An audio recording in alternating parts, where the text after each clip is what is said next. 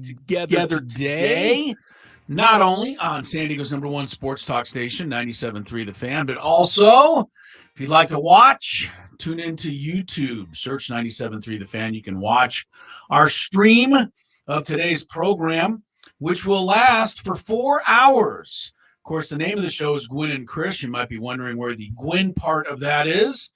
Tony Gwynn Jr. has a bye today. He's off. He's got a bye, huh? He's got a bye in the schedule. You know, BYE. First time I ever saw that when I was a little kid, UCLA printed like their schedule in the paper. Okay. And it said, you know, Washington and then at Oregon State or whatever it said. Yeah. And then it said bye, BYE. Okay. And I thought they must have made a mistake. They're playing BYU, and they just spelled it wrong. That's hilarious. Yeah, that was my first reaction. I thought that BYU was a printer's error. Yeah, it's going to be that kind of day on the show. Braden Suprenich has left, and he goes, you know, I think it'd really be funny if you just came on and said, I got nothing today. And so I was thinking, be a little dead air. No.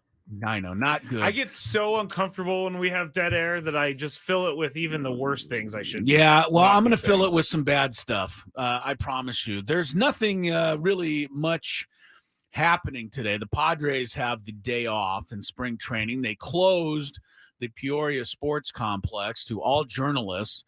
Sammy Levit is beside himself in Peoria. He has absolutely nothing to do. He begged us to come on the show. I think it was the other way around. Oh, we begged him? Yeah, I think so. Sammy will be on a little bit to give us a Padre update, but there isn't really a lot to update you on today. The Aztecs basketball is between games. They're getting ready for their senior night, final regular season game against Boise State. That is tomorrow night.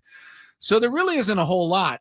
Now, if I was a huge soccer fan, I'd be giddy today. Yeah. Skraby? Yeah. But you and I talked about this a little bit before the show.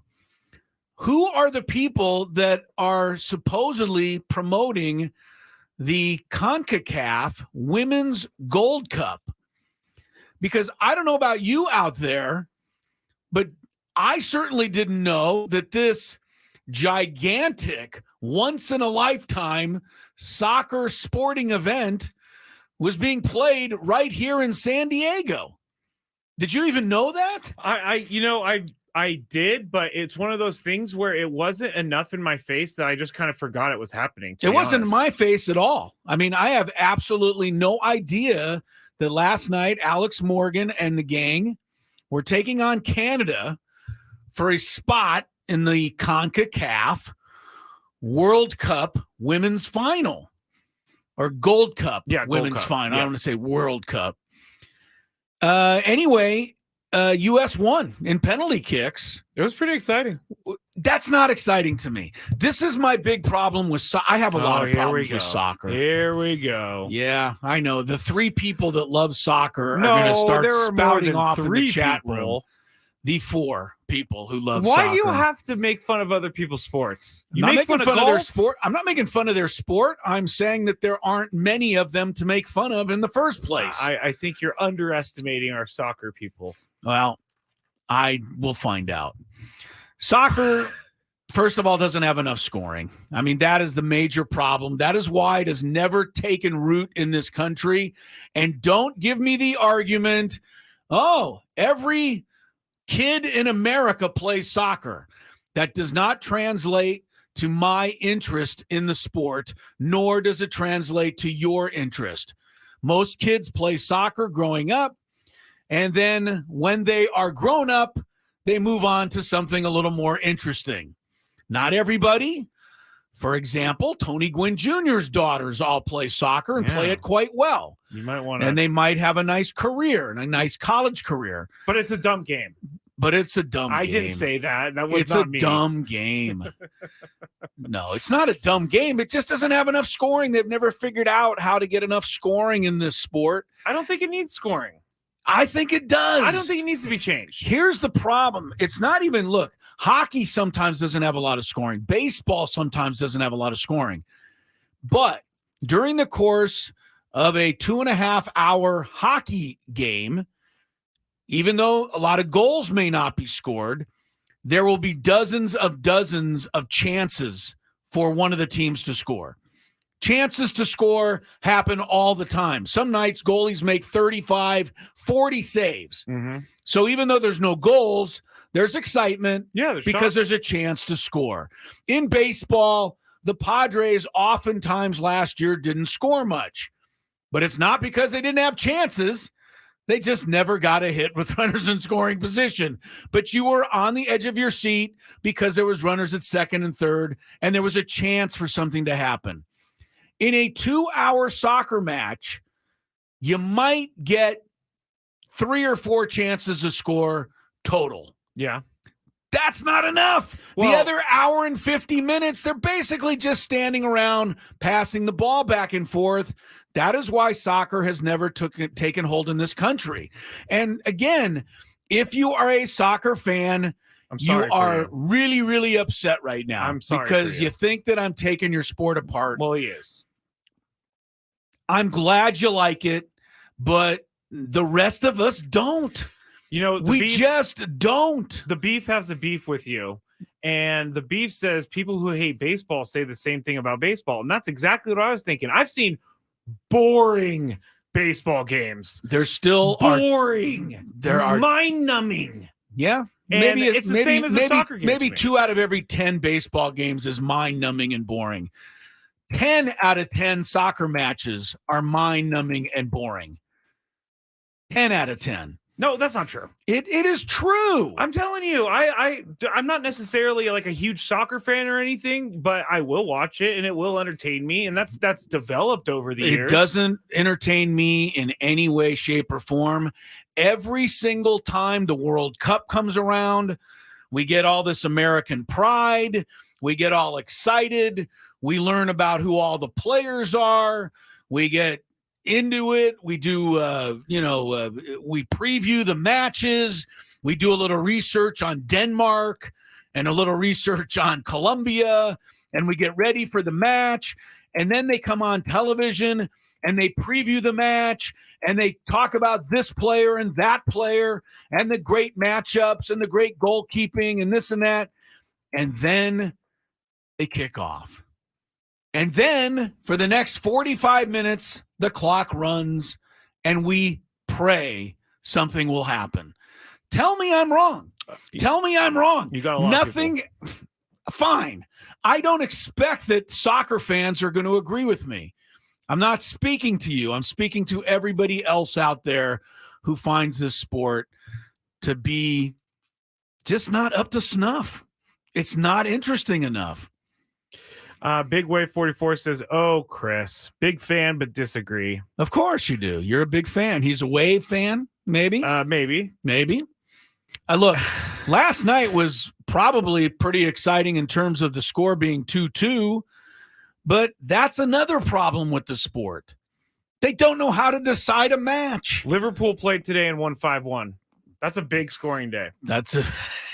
Yes, you can find examples every once in a blue moon of a game where there's a lot of scoring and a lot of interesting play.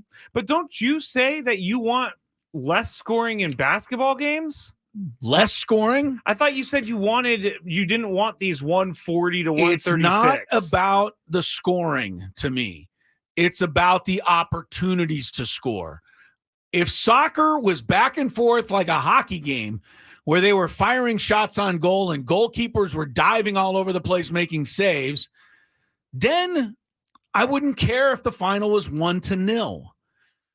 But when the final is 1-0 because the only scoring chance of the game was converted, that's where I have a problem. You can get to halftime and they will have both teams with exactly 0 shots on goal. 0. I mean, They run around for 45 minutes. No one gets a shot to the goal. You could basically remove the goalkeeper and there would still be no score. That's not interesting. Manuel says, obviously, you never watch soccer or play soccer. There's an average of 12 to 15 shots on goal. Average of 15 shots on goal. I can believe that. That's not true. Well, no, I think the There's soccer. no way there's hold on, 15 hold shots on hold goal. I think that Sorry. the soccer that you are talking about is the highest level World Cup CONCACAF soccer. Things like MLS and Wave, I think there's a little bit more scoring because the competition overall isn't the best players in the world. So there's two things here in my mind. Last night's match, Canada-US semifinal for the whole ball of wax to get to the final. Hang on a second. Canada had 4 shots on goal. The United States had 4. But they're great teams. So I don't expect them to have a ton of shots on goal. 8 shots reached the goal in an hour and a half of play. That is 1 shot on goal less than every 10 minutes. That's why I can't get into it. Okay, I'm getting more information and it makes sense. There was the field last night was very wet because of the rain, and so it slowed down some of the things. But doesn't change anything. Oh, I have a great one over here. Derek on YouTube says, what you got, Derek? If a touchdown was only 1 point instead of 6 points, then the scores would be just like soccer. And that is an amazing point, Derek. They would what? If you score 4 touchdowns, the score would still be 4-3. How many soccer matches end with a score of 4-3? Oh, you find more than one a day around the world where a score is 4-3. Please. I mean, you're dreaming if you think that happens. All right. And the penalty kicks. What? I know when Tony likes I say this. What? Penalty kicks, please. Hold that on. is no way to decide a result of a semifinal. All right. Now we're getting after this. Well, now I don't we're like going penalty to that. kicks. I hate when matches are decided in penalty kicks. Kicks is better than playing forever. What do you want to just run around and not get any shots on goal for 2 days? I don't want him to play at all. Hold on. Oh, man. I can't get you out of that one. I cannot get you out of that one. I'm trying to find some scores on the Premier League website. Good luck. Here's the entire scoreboard today in soccer. This is actually a pretty heavy scoring day. Oh, I have some too. I see 2-2, 4-0, 5-1, 4-2, 2-2, 4-0, 1-0. There's a 1-0. There's always somebody. Here's a 0-0, 3-0. Here's a 4-3. Oh, a 6-0. We found our 4-3 for the day. 6-0. There's one a day. There's more scoring than you're giving it credit for. Go watch soccer then. Go watch. Have a ball. Let me know how you do. I will say this, though, in defense of me and everybody else. If you're going to have this event and it's going to be in San Diego and it's going to be at Snapdragon Stadium, no less than 5 miles from my house, how about somebody letting me know that it exists? So sorry, everybody, that we went down the path of trashing soccer. We were going to trash the promoters because no one knew about it. Nobody knew about it. But except we're going down the path of just trashing soccer, which is not the way I want it to go. By the way, according to ESPN Bet, last night's over-under for the match was 2.5 goals. That means, okay, well, all right. If you played football and the touchdowns only counted for 1 point instead of 6 or 7, yeah, the over-under would still be much higher than 2.5 for the amount of touchdowns. So take away that argument. You've really angered people. I'm sorry. Is this your daily gripe? Someone's asking. Your daily gripe can be later on that I don't like soccer. Daniel, this is the all-time worst Chris take. Yeah, maybe. Oh, here's a good one. Saving this convo for when SDFC starts playing, and Chris, quote, always loved it, which I could totally see that. When I loved the MLS team that's going to come here? When it's underway and they're I winning. will do my best to promote it and talk about it. I hope we have some guys on from the team, just like I enjoyed having Wave players on the show when they used to speak to us. But as far as me spending a Saturday evening out at a soccer match, probably not going to happen. Ooh, Eric has a great question. How many? I don't know if I want to actually ask this because it's going to prove Chris's point. How many MLS players can you name? Messi. That's about it. That's all I got. That's all I I'm got. sorry. I did. And by the way, for all you soccer people who think I hate it, when I was in Barcelona last summer, Barcelona, I did go to a FC Barcelona match. He did. And to me, that is supposed to be about as exciting as the sport can get with that atmosphere. And I can tell you that the team they were playing, I have no idea because I can't remember.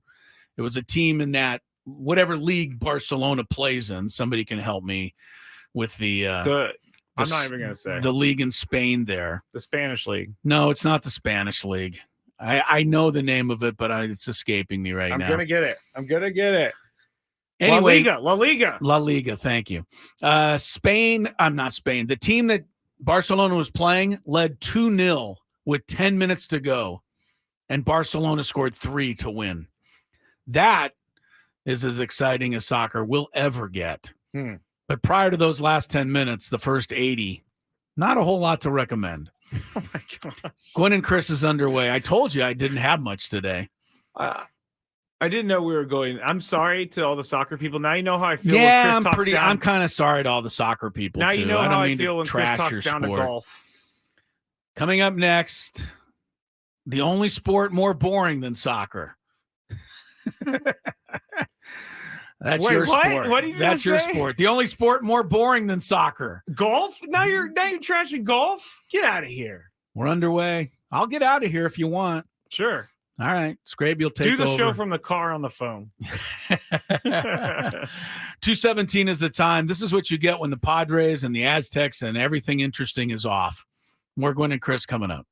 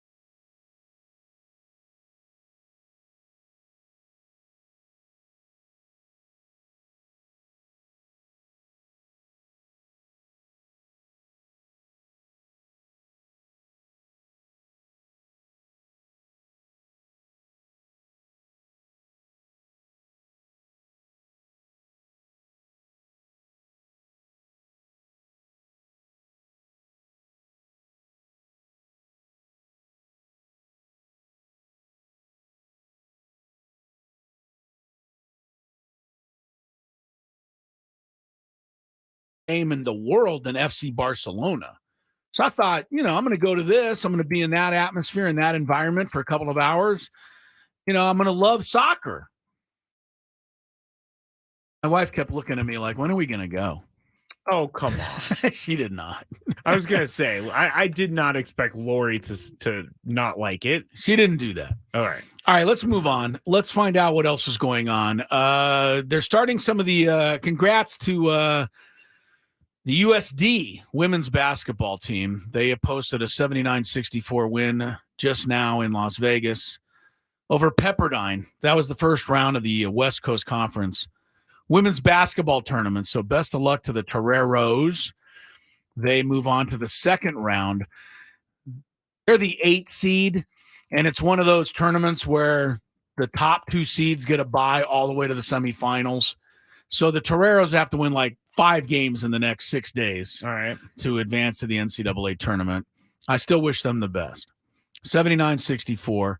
That is a result. Some of the other things in sports today. I thought about you. Me? Yes. Okay. I know that's a little nerve-wracking. That is. When I saw the story that your favorite player in the NBA, Ben Simmons, is out for the season, how many games did he actually play in? I think it was 13, maybe. 15. 15. Okay. Yeah. Back soreness, can't figure out, nerve damage.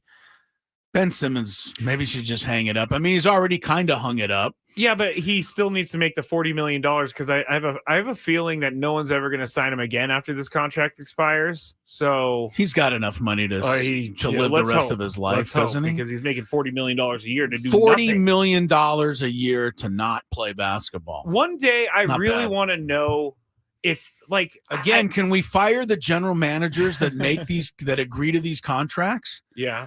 I mean, if you made a mistake in your job, in your profession, that cost the company $1,000, they'd probably say, Skraby, come on in. We're going to have a little meeting. Yeah, and then I would be packing my bags. What if you made a mistake that cost the organization $40 million, right?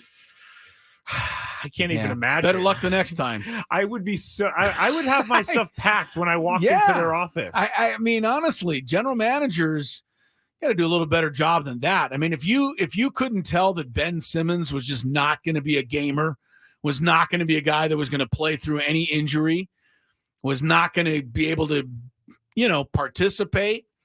As my old friend from the Chargers, Hank Bauer, used to say, your number one ability is your availability. Correct. I've heard that too. Yeah. Ben Simmons never took that saying to heart. This is a random question since we're on a random day of topics. Yeah, we are. We're all over the place. Which sport has and I'm just going to say this straight from my head. Which sport has the biggest babies in it? The biggest wimps, you mean? Like not wimps, but the biggest.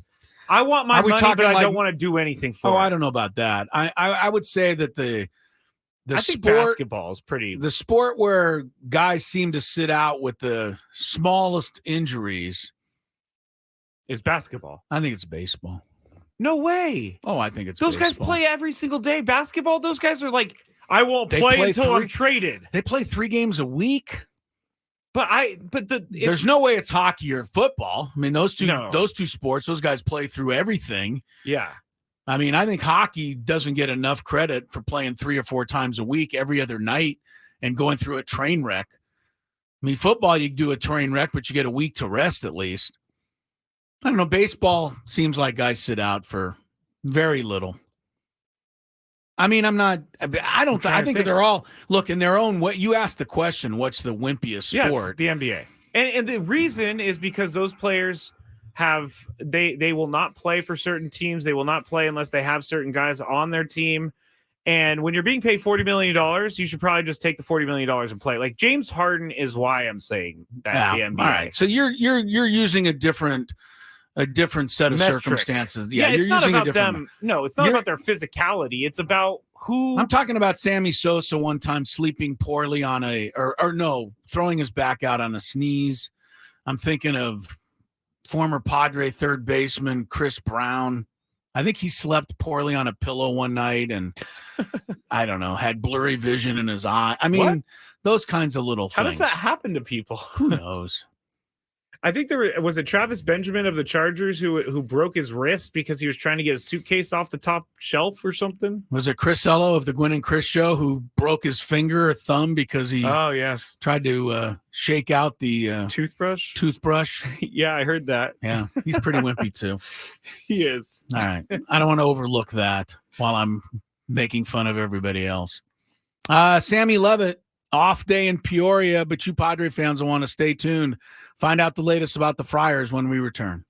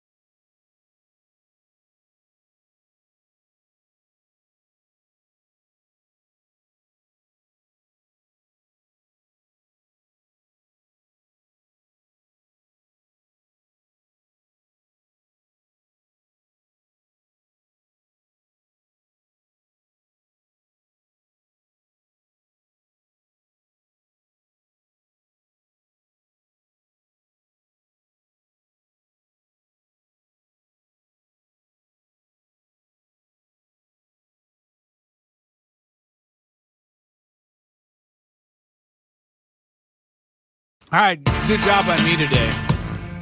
We're 36 minutes into the show. I've already angered every soccer fan, every baseball fan, because I called them wimpy, every basketball fan, because Skraby said those guys are prima donnas. That's the word for it. We're pretty much hitting on everybody here today. Yeah. Soccer, baseball, basketball, Ben Simmons, you name it. We don't like you. 2:36 is the time. Sam Levitt's going to join us from Peoria, Arizona in a moment. Want to remind everybody that this hour is brought to you by Prize Picks. Cash in on basketball's big moments with Prize Picks, America's #1 fantasy sports app. Use the code KWFN. See the KW, then the F and the N fan. Yes. Listen to the call fan. letters, yes. Yeah, KWFN. Use that code for a first deposit matchup to $100. Prize Picks, pick more, pick less. It's that easy. All right. Now 2:37 is the time. Are we going to count? It's every one of those minute days. today? I'm telling you, it really, truly is. Oh, man. Okay. Yeah. All right. We'll get to, the golf is going on right now. Things are great. In What the golf? world. You're making me watch golf? Yes, I have. Why the don't you ESPN put Why Plus don't you put featured hole. soccer on the other channel? Then it'll be a clean sweep of excitement. Sometimes we walk in the studio and we have the soccer channel on because Craig Elston's a big soccer fan. So we watch it from time to time. Yeah. Craig is a big soccer guy. Don't worry, Chris. You at least got one person with you. Nate says still with you, Chris. Thank you, Nate. That's it? Yeah. All right. So this show is your personal show today, Nate. You might be the only one still with us. I will say this about the golf, though. What? This is their first exclusive tournament. Not their first, but it's an exclusive tournament. It's one of those that has a higher purse, and it's one of those that has less guys in the field, and you get a guaranteed amount of money. Okay. But I was reading this morning that the PGA Tour players don't like it because they feel like nobody is there.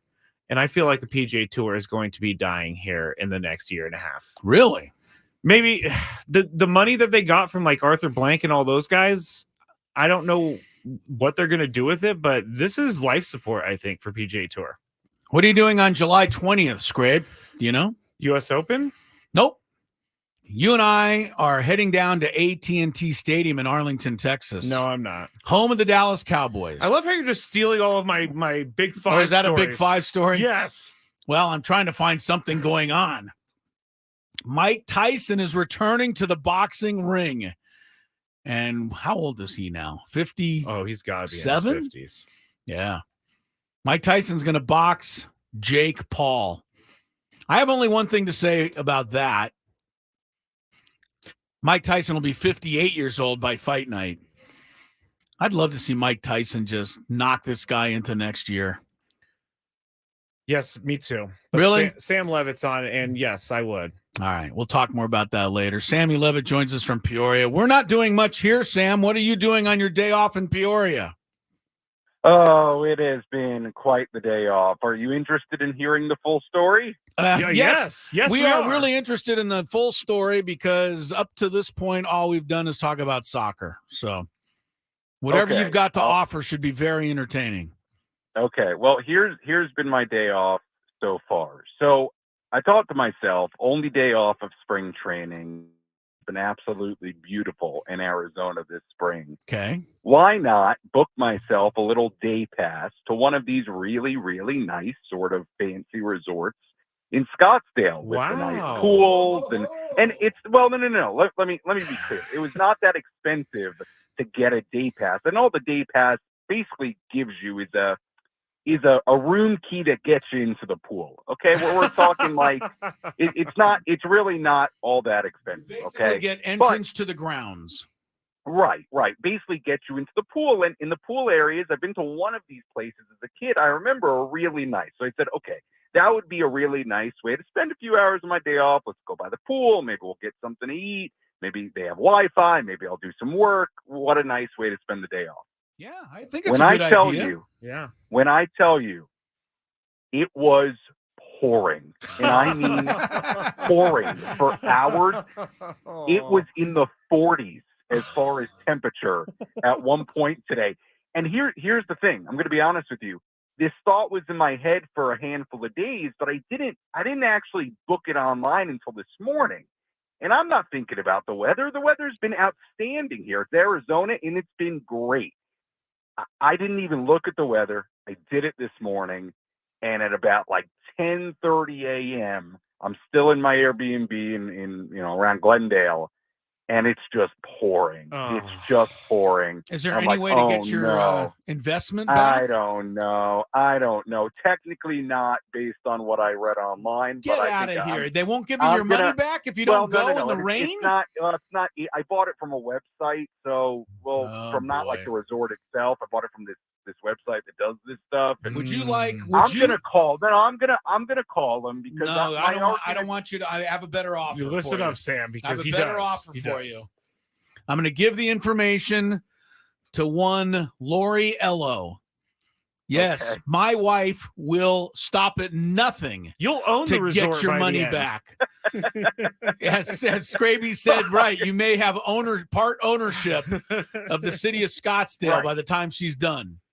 Right. Now on the website, it does mention weather, obviously, and the same day bookings. But my point's going to be, when it's pouring and the pools are closed and nothing at this place is open anyway, because I did go because I thought to myself, well, maybe there's somewhere to get something to eat. I don't want this to go totally to waste. Maybe there's something I can get into. I don't know.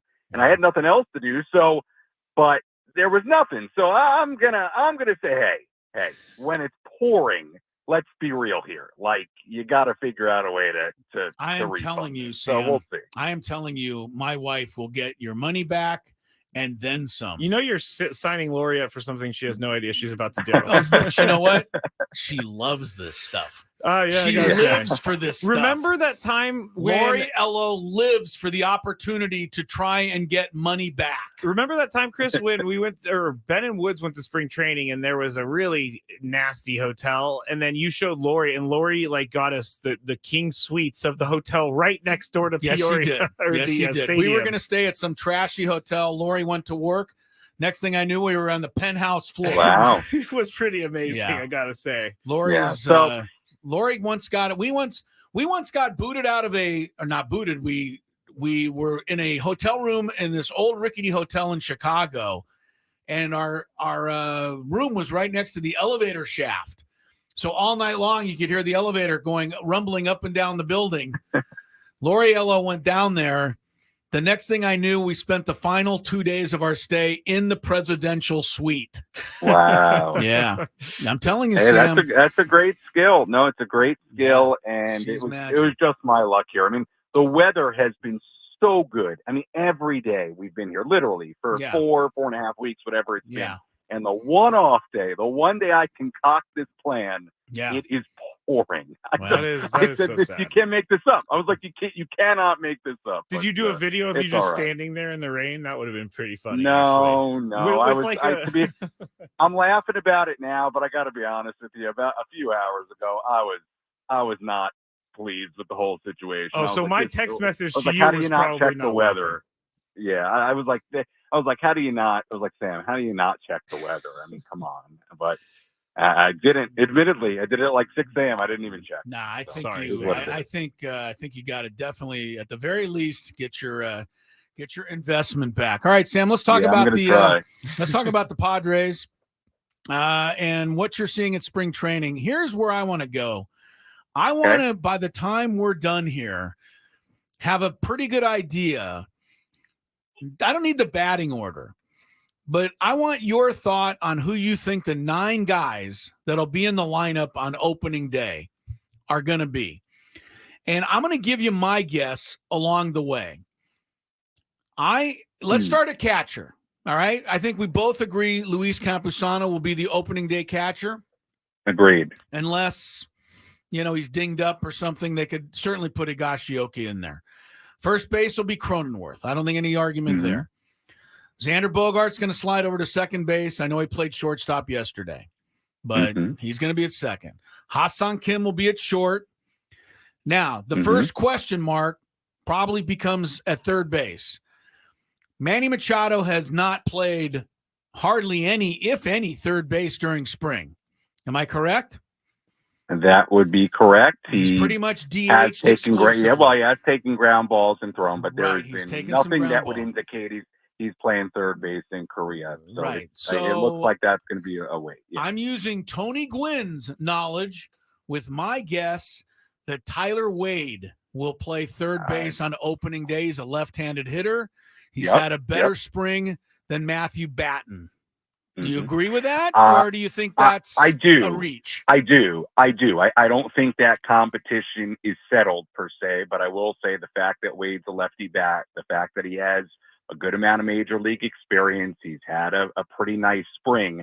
I do feel more and more like the likelihood of him making this club is going up. And yes, I have no problem with that. No problem with that. All right, we'll start in right field because that's the easiest spot. We've got Fernando. Center field. To me, it's between Azokar and Jackson Merrill. And for the reason that Jackson Merrill's left-handed, a little more exciting, I'm putting Jackson Merrill in center field on opening day. Okay. What do you think about that? I agree with you. Agree with that. Wow. All right. So we're down to left field. This is the tough one. You think this is the toughest one? Well, look, I'll say this. Third base is a tough one because I don't think that's at all guaranteed. Right. The Wade part of it. It could be Rosario. It could be Batten. Both those guys play over there, so there's certainly a possibility. But left field, I couldn't tell you. I really you could tell me a few names and I believe you. All right. Well, I'm going to go with Profar because he's the one legit guy that I know what I've got. Sure. So I'm putting him in left field, and then I got Manny DHing. So that's my 9 for opening day against whoever the Dodgers right-hander is, whether it's Glasnow or Yamamoto. Yeah, I tend to agree with you. What's interesting, even though I said I don't know who exactly I'd put in left field, right? Say this, now that I'm really thinking about it, I may have more confidence that Jerkson Profar is going to be in left field than I do saying that Tyler Wade is necessarily going to be at third base. Okay. Just because of this, just because of the fact that if it's not Jerkson Profar, then who is it? I mean, it's either a Cal Mitchell or an Oscar Mercado, right, or a young guy like a Jacob Marcy, right? I mean, that's basically what your other options are. You also could put Jackson Merrill in left, and you could start Azokar in center and have Profar come off the bench. I think that's another possibility.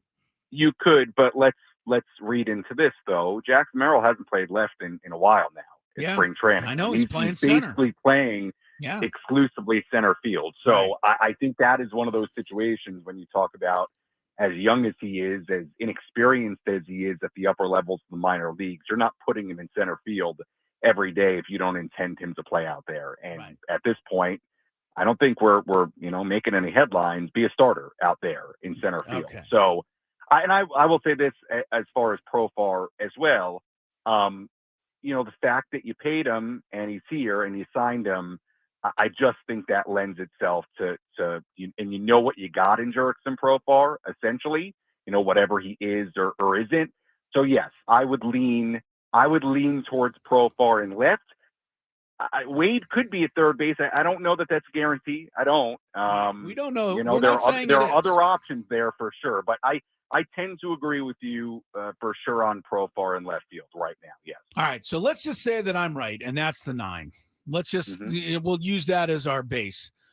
Now we've got to find 4 or 5 other guys who are coming off the bench for opening day, and we know Higashioka's got to be one. We're assuming Batten because he's gonna compete with Wade to play a third. And we're assuming Azokar is definitely going to be a backup in the outfield. So there's a couple of more spots. And there's so many guys in the running for these spots. I mean, if you have one extra infielder, is it going to be Rosario? Is it going to be Graham Pauley? Is it going to be Tucupita Marcano? Who do you give the edge to in the infield? Or is it going to be Brett Sullivan, who could be a third catcher and also play in the infield? Well, look, I think the hard part about it, Chris, is that all these guys sort of fall into different categories in different situations, right? When you're talking about somebody like, let's say, a Brett Sullivan, well, that's carrying basically a third catcher on your roster, but essentially a third catcher that you don't expect to catch all that much, but it could free you up a little bit if there's days where you want to have Higashioka catching. and Luis Campusano DHing, well, then you feel okay about it because at least Brett Sullivan's there. And the fact that Brett Sullivan has played some different spots and has played first base during this spring training, which the Padres, I mean, they need another guy one way or the other that can play some first base behind Jay Cronenworth. They have to have it, right? And I suppose Jurickson Profar fits in there as well.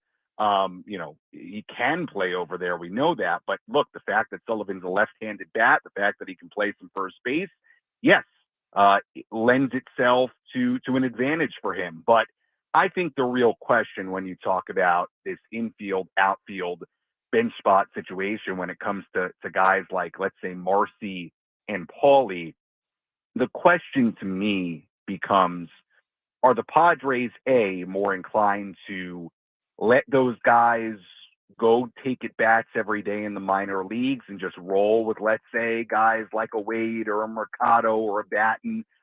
Or are they in a spot where they would be comfortable enough? Let's use Graham Paulie as an example, somebody who can play some different spots.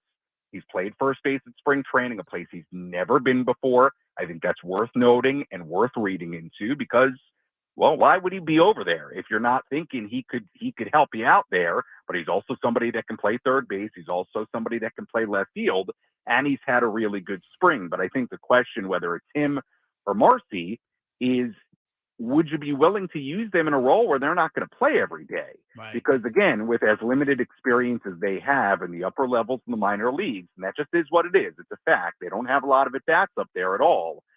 Are you going to put them in a position where they're not getting at-bats every day? I'm not sure based on what Mike Schultz said a handful of days ago. I'm inclined to think that the Padres are going to be hesitant to put one of those guys in a position where they're not playing all that much. And I understand that. But that's the question to me. Do they roll that way? And what does that mean for those guys? What exactly does that role look like?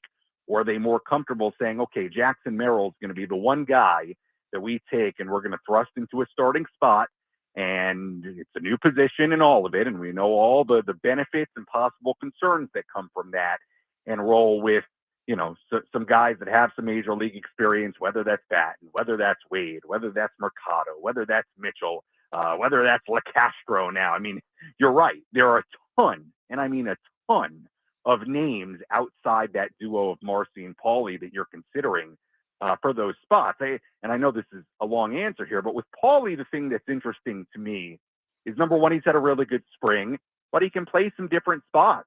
So whereas Marcy, he could play some center. He's played a little left, and he's been out there at spring training. But Paulie, to me, is the really intriguing case right now because I know the Padres have really liked what he's done. He's a college hitter that has experience, even though he doesn't have a ton of at-bats at AA, and he can play some different spots. So, I think looking at the bench spots is tough right now, and I think it's not only about the production at spring training, what you think you're going to get out of these guys, but I do think in the cases of your young prospects, Paulie and Marcy, it is also about, do you have them in a position where they're going to get it back? Because if they're not, that's kind of a problem. It really is for guys that you really may rely on moving forward, whether it's in the next couple of months or later on this year or in the next 4 to 5 years. I mean, you have to be very careful with that. So, Chris, with a week to go until they head to Korea, I don't know that many of those answers yet are very clear. Yeah, I think that's a good way of putting it all. Sam Levitt from Peoria, where he got shut out of his day at the Scottsdale Day Spa because of the rain. I really want to know whether you get your money back. I mean, honestly, I feel like I have something invested in this now. Will you send us a text or let Skraby or somebody know? I don't want anything to do with it. Well, just put it up on Twitter. I don't know. I want to know. I don't know. I think everybody listening out there wants you to get your money back. And if you don't get your money back, we want to know the name of the establishment that didn't give you your money back, so that we can put some pressure on these guys. Well, we'll see. Maybe one of those scenarios where I just made an error, because I will say on the website of this company that sells these resort passes, it literally has something about bad weather. and it says something to the effect of, "Hey, you got to check the forecast before you go." Yeah. So they may be primed to shut you down on that. But I'm not if all buying else it, fails, Sammy. I may be summoning your wife for some help. We'll see. Well, I love it. just I love send me it. a note, and I will get her on the case. Sammy, thanks so much Okay. as always. We'll talk to you in the next few days. Thank you, Take care. Sammy. Enjoy All the right. rest of your off day. All right, see you guys. There you go, Sam Levitt. Having a problem there in Scottsdale. Come on. we It's go to break pouring now? rain. Give the guy his money back. How much money are we talking about here? $30? Can we go to break now? Yes. Why are you dressed like a hockey goalie in our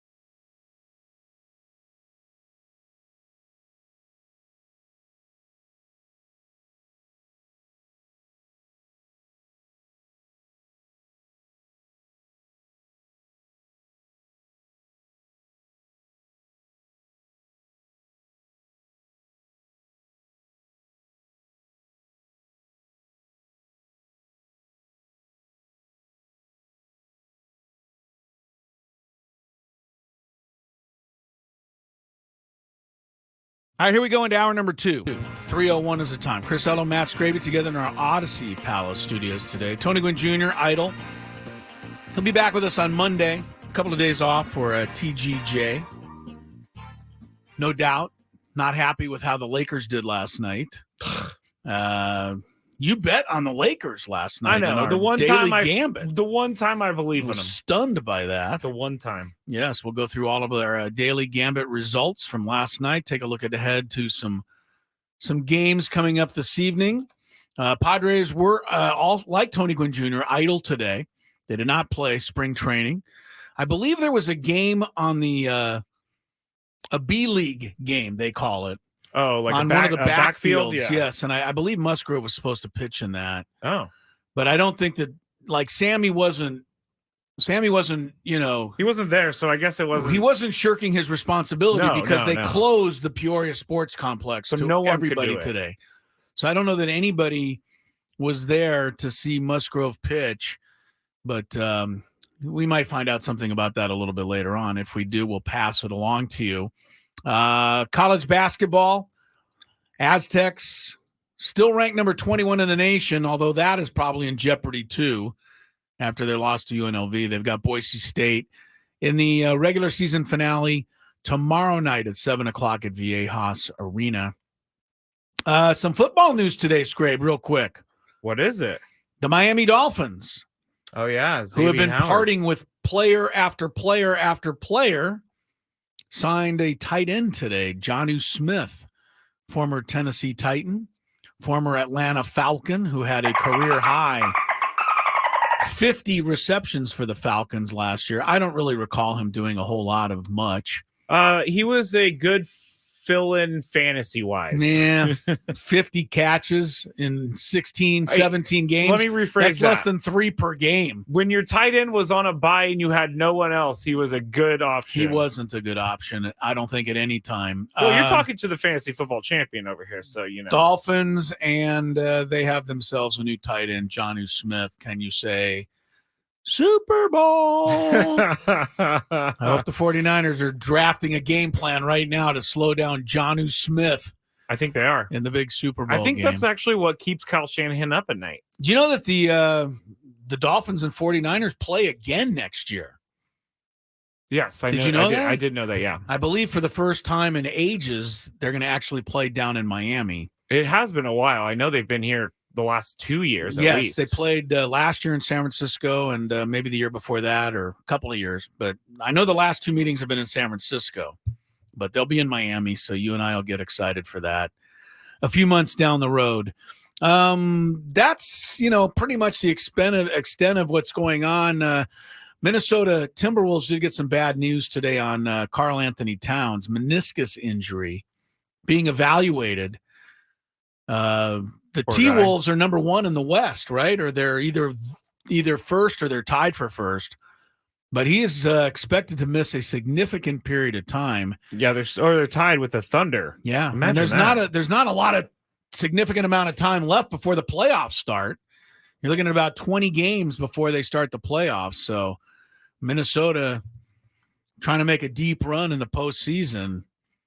I think a lot of people think they will because they're young, like Oklahoma City, but we'll see. Without Karl Anthony Towns, probably going to be pretty tough for Minnesota. All right, you're up to date on the news of the day. Seriously. You can have a conversation at the water cooler and discuss all of the great goings on in the world of sports, including a check of the winners and losers in our daily Gambit. What? You're just being really weird today. I have no choice. Do you like money? I think about money a lot. Do you like money without doing anything? Winning. Do you want to make money while watching sports? I think Washington is immortal luck. Washington! Woohoo! If you answered yes, this is your segment. Just don't blame us when you lose. Nothing is ever your fault. It's your game. Take it. Gwynn and Chris go through the top bets of the day in The Daily Gambit on 97.3 The Fan. Daily Gambit is our daily sports betting segment here on Gwynn and Chris. Please, everybody, gamble responsibly. We'll start with our bets from last night. And then, Chris, I have 4 bets I want to make, and you'll find them very fun. So hold on for that. Houston Cougars -8.5 over UCF on the road. Chris chose UCF. I chose Houston. And Houston won the game, but they won the game by 8, 67-59. So Chris wins this bet. Yeah, by a half point. Yep, half point. That'll keep the bettors on the edge of their seats for It will. sure. It will. It's just amazing how they can do that every single time. I know. UConn at Marquette. UConn 5-point favorites in this one. Chris and I chose Marquette. UConn wins 74-67. So we both lose that bet. But But again, I watched the end of that game. Bettors were on the edge of their seats. Why? Marquette had the ball down 7 with like 5 seconds left. They inbound, guys wide open in the corner for a 3. Would have no impact on the game at all. But if he makes the shot, Marquette beats the spread. yeah. And loses by only 4. And But he missed the shot. Yeah, he missed the shot. I'm just saying that's how close it was, whether you bet either side. That is pretty close. That is close. Utah State were 10.5-point favorites on the road against San Jose State. And Chris and I chose San Jose State because we thought, hey, maybe they're kind of good because they play the Aztecs tough. Yeah, they play the Aztecs tough, And it but doesn't not matter so though. much. Utah State wins 90-70. Warriors of the NBA, 3.5-point favorites last night over the Milwaukee Bucks. Chris chose the Bucks. I chose the Warriors. And the Warriors won by 35 points, 125-90. That's I pretty crazy. got to duck in a score here. I'm sorry. Okay. I know you're going through the Daily Gambit, but this just popped up. There's a game in the West Coast Conference tournament right now between Pacific and Pepperdine. Oh my gosh, it's on our TV. I'm going to go put it on right now. No, you don't want to put it on. I know. There's 7:02 to go in the first half. Yeah. The score, and I triple checked this, the score is Pepperdine 39, Pacific 2. Yeah, that's what it says. That's the score of the game. 7 something left. 7 minutes to go in the first half, 39-2. That's embarrassing. I don't know if I've Poor ever seen a Pacific. score like that. I don't know that I've ever seen that either. It's legitimately 2 points. We have it on ESPN right now. Wow, that is crazy. All right. Well, now I'm paying attention because I got to see if they reach 10 by halftime. I don't know that they will. Last one was the Kings at the Lakers. The Lakers are 2.5-point favorites. Chris chose Kings. I chose Lakers, and the Lakers let me down because the Kings won 130-120. All right. Going into our bets that I want to make for Saturday's English Premier League, Chris. Oh, boy. After we talked about Are you going to do soccer. over-under on goals? No. We're just going to do money line bets. Hang on. Stop the presses. Oh! Pacific just hit a 3. It's now 39-5. I kind of feel bad for them because this is very embarrassing. All right. First one. Manchester United against Everton. Manchester United favorite on the money line, -115. A draw is +280, and Everton is +290. Wow. Many years ago, when I was doing a show, some guy waltzed into my studio to talk about some soccer promotion or something or other. Mm-hmm. And then I come to find out after the interview, he never mentioned it at the time. He was a part owner of Everton, the actual team. Wow, that's good for him. And he said, I'll send you a jersey if you want. Oh. I said, wow, why not? Premier League? I'll take a jersey. I don't know whatever happened to it. For that reason, I will take Everton. Okay. In an upset over Man U. I don't have a cool story like that, but my brother-in-law is from Ireland, and he's a big Man U fan, so I'll pick them. Okay, the chat's going to need to help me out with Bournemouth. Bournemouth is playing Sheffield United. Bournemouth -280 to win, +450 draw. Sheffield United +650. So Sheffield United is not good. Neither is Bournemouth, but they're the favorites. I'm going to go draw, Chris. How do you know 450. Bournemouth isn't good? Because I see. Did you look at the records? 8-7-11. Yeah, the Sheffield United. Well, they're over 500. That's Sheffield not bad. United is 3-4-20. They're over 500. That's not bad. I'm checking the table to be sure. The table. Sheffield United has won 3 matches all year. Yes. They've lost 20. Yes, that's why I'm going to reverse my bet and go Bournemouth. You're taking Bournemouth? Yes. I think your first instinct was good. I'll take a tie. All right. Well, I'm going to kick myself. I'm sorry. A draw. A draw. Thank you. Thank Yes. you. Next one. Wolverhampton. The Wolves are in action against Fulham. Wolverhampton +150. How many of these boring games are you going to try to make me keep track of? 2 more. Wolverhampton plus 150, draw plus 240, Fulham plus 170. These teams are very evenly matched. Wolverhampton 11-5-11, Fulham 10-5-12. Not only that, they don't even keep the record right. 11-5-11 makes me think that you won 11, lost 5, and tied 11. That's not true. No, it's different. It goes win, tie, Yeah. and then loss. Yeah. Yeah, that's all backwards. I'll take another tie. You're going to take another draw. Okay. Yeah, why not? I'm going to choose the Wolves like I did last year. Go ahead. So I'm going to choose the Wolves. Last one. They're not the Wolves. The Wolverhampton Wolves? No, Wolverhampton Wanderers. Oh. I mean, if you're gonna try to sound like you know what you're talking about, at least know what you're talking about. Thanks, Chris. You're welcome. Crystal Palace, Luton Town. Crystal Palace minus 135, draw plus 280, Luton Town plus 340. I'm going Crystal Palace because I love that name. I'll take the Palace as well. All right. There we go. And honestly, that was beyond exciting. That was. Soccer wagering. That was. Why do I think they were the Wolves? I don't know. It says Wolverhampton Wanderers right here. All right. Okay. Maybe you thought they were the Wolves because their name is Wolverhampton. They're commonly referred to as the Wolves, according to Wikipedia. So I'm not that wrong. Okay, here we go. You want to get into my bets now? Sure. Like real sports? Oh, God. Real games? Is this how we're going to be all day? Maybe. Is this how we're going to be all day? A little college basketball for you, Skraby. 5th-ranked Arizona at UCLA. Man, UCLA has really fallen. Mm-hmm. They're 14-15. 5th-ranked Arizona favored by 9 at Pauley Pavilion. I bet you UCLA hasn't been underdog by 9 at Pauley Pavilion much, if ever. So Mick Cronin is not earning his $4.1 million in salary. Not at all. Wow. I'm going to go Arizona. Arizona. You love the favorites. You I love do. to give the points. No, I just like to pile on the teams that are not good. I'll take UCLA at home. Okay. I'm kind of mad at Arizona.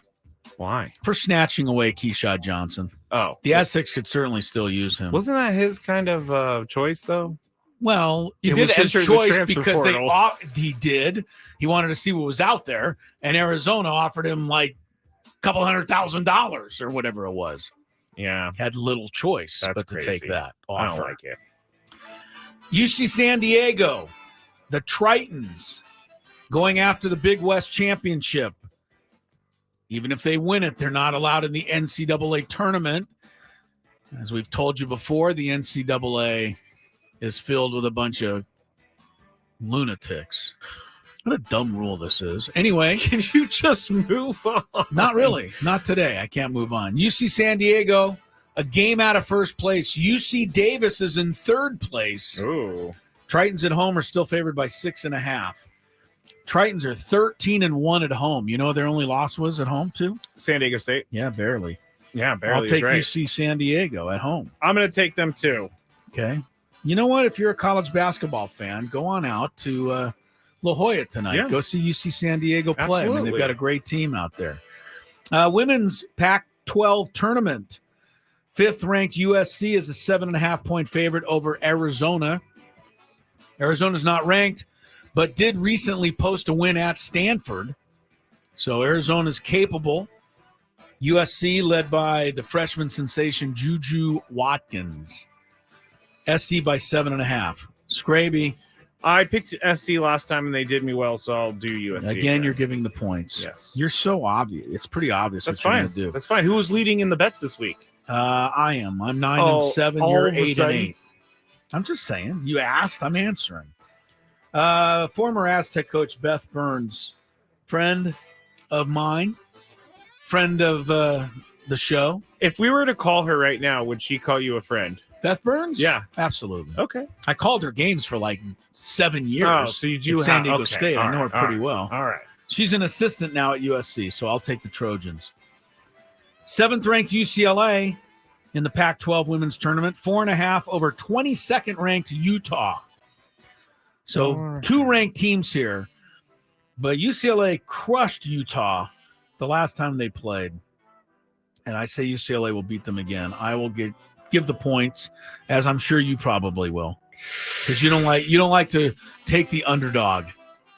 You're not an underdog bettor. I'm trying to shame you into taking Utah. UCLA. Will you do it? No, you UCLA. still won't do it. Yep. Can't do Okay. it. NBA, Golden State, Warriors, your Warriors. 8-point favorites at home tonight over my Chicago Bulls. That was a weird laugh. It was. Warriors beat the Bucks last night by 32 points. I'm sorry, by 35 points. They lost their game before that to Boston by 52. So for the Warriors, it was a one-game swing of 87 points. They went from minus 52 to winning by 35. Bulls have won the first 2 games of a 4-game West Coast road trip. Wow. Bulls are still 2 games under 500. I'm going Warriors. Of course you are. You give the points no Yep. matter what. Yeah. Well, I just think that they're going to crush the Bulls. All right. I'm going to take that personally, and I'll take the Bulls. Okay. Perfect. Plus the 8. Perfect. Final game, potential one more. NBA Okay. Finals preview. Oh. Boston Celtics, a 1-point favorite at the Denver Nuggets tonight. Nuggets won the first meeting in Boston by 2. Does Boston get revenge tonight, or does Denver hold serve at home, the defending champs? This is tough because Boston lost its last game at Cleveland. Yeah, and they It's lost hard to bet in a them. bad way. It's hard to, see them losing 2 in a row. I want to look at one thing. I want to look at Boston's road record, which is 19-10. Denver's home record is 24-6.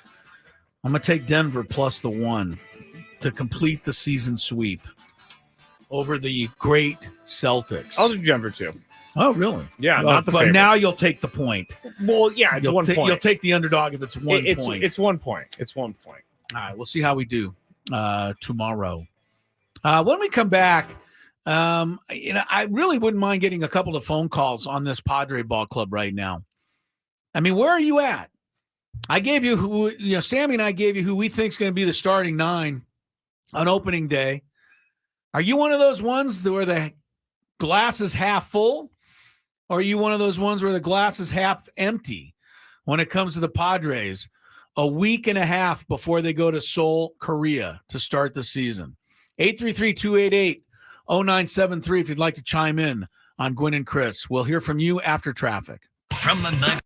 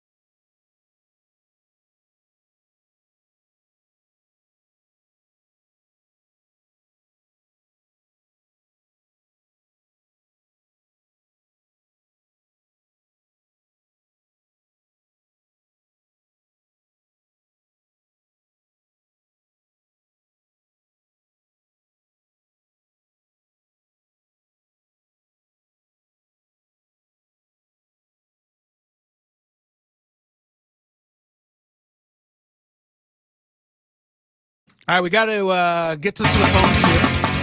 833-288-0973. Are you a half glass full when it comes to the Padres right now? Are you half glass, half empty? Before we get to your calls, and I'll get to them shortly, I have a special bonus daily Gambit bet for us, Skrabe. Oh, wow. Pepperdine, 9.5 over Pacific in the West Coast Conference Tournament. Who do you like there? Right now, I think I like Pepperdine. I think I like them too. We told you the score was 39-2. I got to see the live odds. They are now at halftime. Pepperdine 58, Pacific 9. That's unbelievable. Now, Pacific did go 0-16 in conference this year. They were 6-25. No, 6-25 overall. Yeah, overall, yeah. You know, these are the kinds of things where I wish you would just allow your brain to catch up to your mouth. I said that they're 0-16 in conference. Yeah, and then you said no, they're 6-25. I don't think I said no. You did. I think I said no. 6. I don't think I ever said no. Go back on the tape. Okay, the last time we did this, you said Angels twice. I said the Angels were playing the Angels. I said they're 0-16 in conference. You said no, they're 6-25. I said no. They are 6-25, but they are indeed also 0-16 in conference. Fine, I will check in the break. Pacific shot 3 of 28 from the field. No, in the first half, 10%.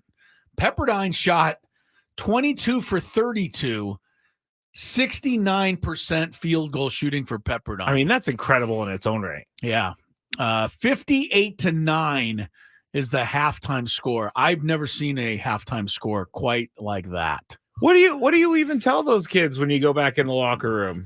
Which Play ones? for pride, baby. The Pacific kids? Yeah. I think you just got to tell them we're starting 0-0. Let's go out and, play a good second half. A random ham says he feels like Pacific is primed for a comeback. Sure. Did you find the live odds? They're not even offering them anymore. They're not offering. Well, on the website that I went to, they're not offering it. They're not offering. All right, let's get to some phone calls. Ladies first. Yes. So we'll start with Justine out there in San Diego on Gwynn and Chris. Justine, how are you doing today? Hello, I'm well. How are you? We're good. We're good. Where do you come down on this? We are only about a week away from the team leaving for Korea. Is your glass for the Padres half full or half empty right now? My glass is half full. That away, Justine. But, we have some young players. I think we're going to have some good buy-in. Yeah, I'm excited. I think it's going to be great. There we go. Yeah. Well, the buy-in she talked about.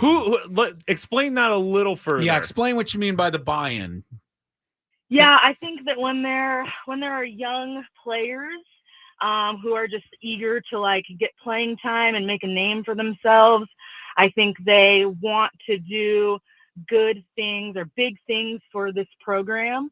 And I think that, when you have young players, they're like team guys kind of rather than selfish players, if you will. Yeah, I agree with you. Thank you, Justine. I think that there are some people, not Justine, but I think there's some people that look around at last year's team and wonder if there wasn't just a hint of that we're too cool for school attitude around the Padres. We've got all this talent, we've got all of this money, we've got all of these superstars, but they never took care of the little things last year. I mean, that's the thing that killed them. The base running, the throwing to the right base, obviously hitting with runners in scoring position. But they lost so many one-run games because they didn't pay attention to detail. Yes.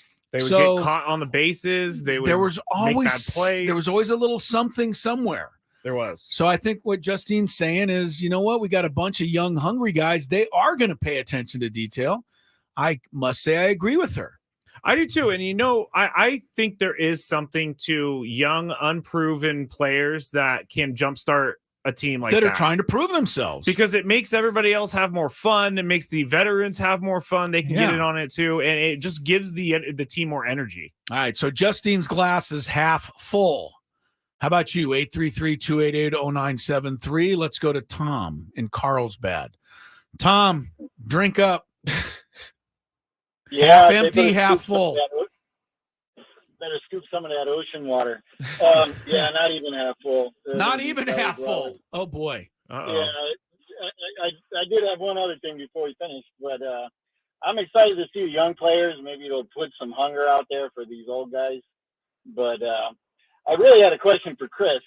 When you were swinging and you went on the IL from that toothbrush, did you miss work?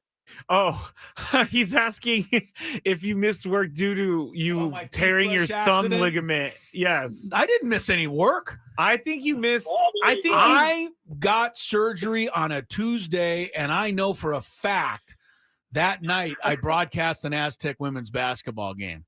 So I didn't go on much of an IL if I did. I will say this, Tom, and thank you for asking about this. I think that Chris did try to come in, hopped up on Vicodin from the surgery, and Tony and I said, you need to go home because you just needed to lie down. So Chris did show up to work, even though he was. Yeah. I did do a basketball game the night of my surgery because I remember I was in so much excruciating pain, and I was still trying to call a game.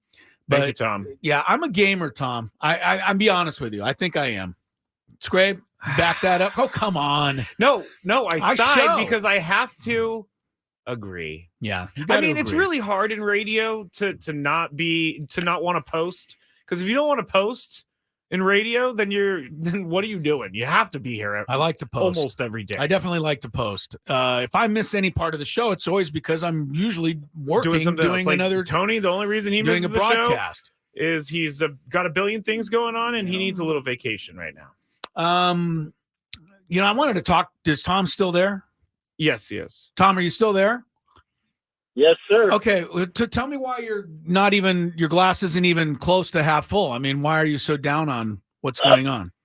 Well, I like the players they have. They don't have enough of them. They don't even have the fifth starter yet, do they? So it's just you need players. Okay. Yes, you do. All right. Well, we'll see. Tom, thanks so much. Thank you, Tom. Appreciate that. We'll see. I mean, we got some other phone callers. If you'd like to join in, it's a simple question, but explain yourself when you come on. Half full, feeling good about this team, or half empty, not feeling too good? I'm never. We're a week before. No, you've been pretty half full. For sports, for some reason, I'm a glass half full guy, but for life, I'm a glass half empty. Yeah, no, for life, you're a glass like a quarter empty. Like empty. Yeah, empty. Just straight empty. Just straight empty. Yeah, you've been much more positive about this upcoming season than I have. Although I'm on record as saying I think they'll win more games than they did last year. You have, yeah. There are so many questions in my mind that have to be answered with an affirmative for that to happen. I was thinking about at this point, because I think they're going to make some changes to the roster.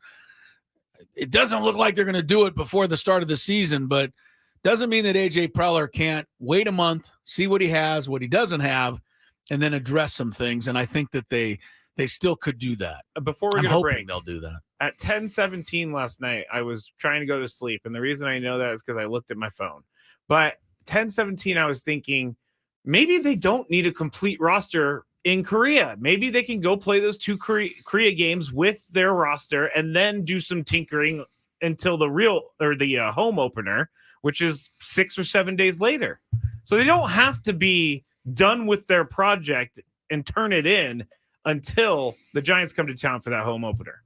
All right, but those games in Korea do count. They do count, but you can get through 2 games, I think. Well, you can get through 2 games. You can lose them both 14-0. That's remember the first spring training game this year against the Dodgers. There's like 8 runs in the first inning. Get out of the first inning. All right, we'll take a break. More calls. If you're there, stick on the line. We will take calls in the next segment. We don't do it often, but I think today is a good day to do it. Are you feeling chipper? Are you down and out? The Padres are a week away from leaving for Korea. Where do you stand? We'll find out next on Gwynn and Chris.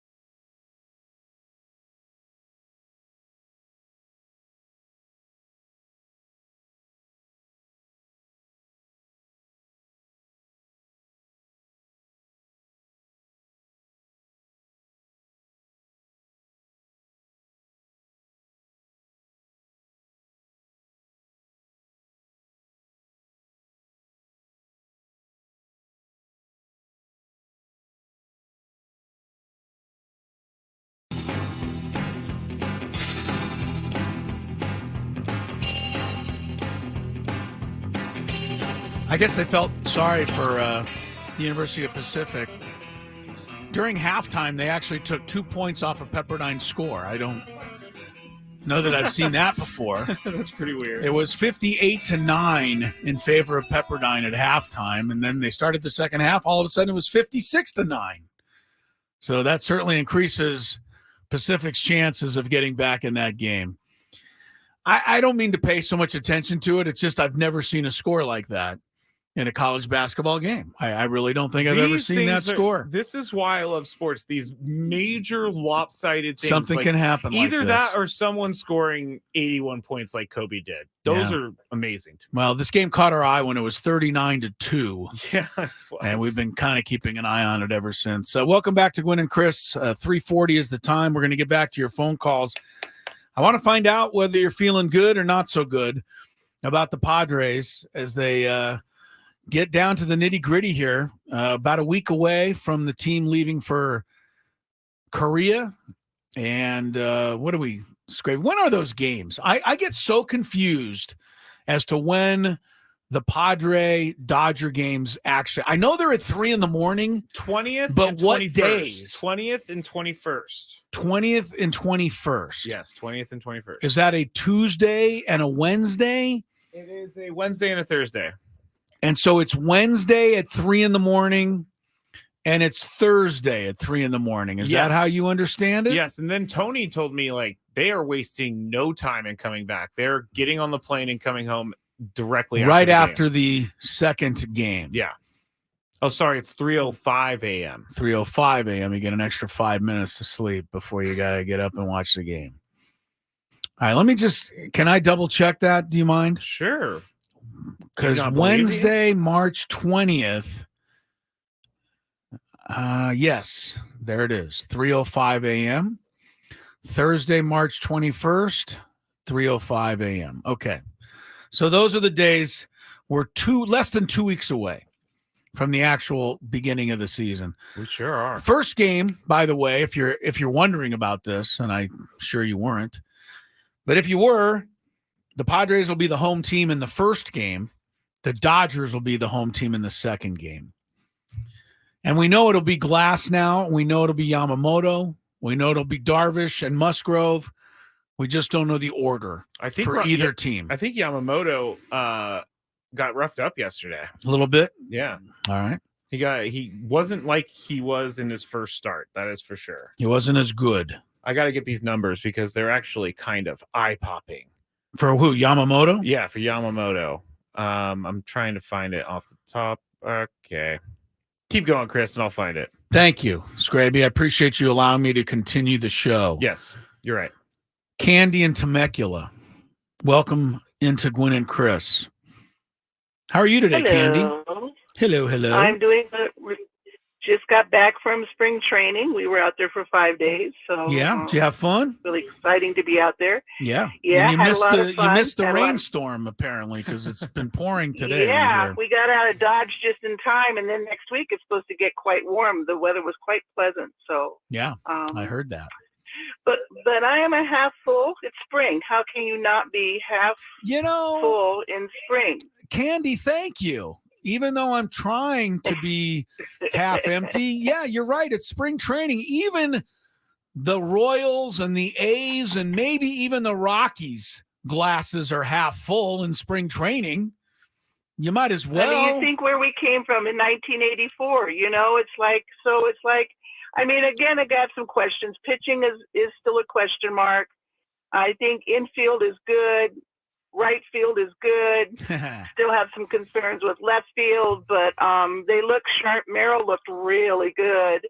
Yeah. And a couple other players, but it's spring. Hey, it's spring. Well, all Candy, right. I think you've said it about as well as it can be said. Thank you, Candy. It's spring. Your glass should be half full, unless you're like me, and then I start getting Chris will go half full for about 13 seconds, and then he'll be back in half I'll get back to negative. Yes. Candy did bring up 1984. That was a World Series year. And that came after 1983. Thank you. And they were 81-81 that year in 83. About the same record they had last year. Yeah. And they ended up going to the World Series In 1998, when they went to the World Series, that followed a season in which they were 76 and 86. See, that's what I'm talking about. They turned it around one of those years. It can be turned around. All right, good job, Candy. Let's go to find this Yamamoto thing. This is really hard. Spring training stuff. Oh, found it. Thank goodness. All right. He went 3 innings yesterday. He gave up 6 hits, 5 earned runs, 3 walks, and he struck out 4. So, his Cy Young Award winning odds went down from even odds to 2-1. I mean, everybody thinks he's the best player in baseball. I saw a list yesterday of the 25 best players in baseball, and he was ranked number 10. He's never suited up for a game. That is wild. Number 10 he was. That is crazy. I mean, that's a little high. It's a little high because days like this are going to happen. Absolutely, they're going to happen. Let's go to Rob out there. And Rob. Yeah. Hi, Rob. I don't know where you are, but you're on the show. Welcome to it. How you guys doing? Very good. How are you feeling about this squad about now, Rob? I'm very optimistic. I know last year there was a lot of pressure, but this year, eventually you're going to have some guys come up. Every club does it. We're not in the only boat in there. But, yeah, it's exciting to hear about these young guys that we've heard about before. Now they're getting their opportunity. So this is what we want, right? We want we want it. Guys it's funny, Rob. We want this as long as it's successful, right? If everybody comes up and hits 185, then it's not going to be what we want. I think, it's fair to be concerned, but they have to, Skraby, they have to just have a little bit more good fortune this year. Yeah. They got to get a couple of blue pits with runners in scoring position. Have to. They got to hit a ground ball down the line that goes under the first baseman's glove and goes down in the corner and rattles around and 3 runs score. What about that one that was going down the third base line last year and it just hugged the actual dirt? It never went fair last year. Never. Never. But that's right. And Rob, I think Rob's still there. I think you were talking about like fans want to see the Padres develop players and have them stick within the organization. Is that what you were talking about when you said that?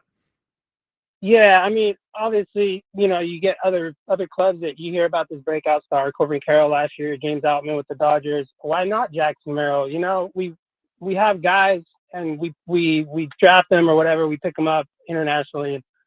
This is their time and this is what we want. Why can't we be optimistic? Why can't Merrill or Marcy or Paulie, one of these guys just step up, and that's what we want. And that's what the optimism is. And that's why I'm excited for these younger guys, because we have some veterans, and with these young guys and with this new system, it's just the belief and buying in. And I'm big on the whole brotherhood. If you can buy in and play for one another, you can just move mountains, So love it. Wow. I'm fired up right now. All right, Rob. Very good, Rob. Thank you. I'm going to try to move a mountain right now. Would you please?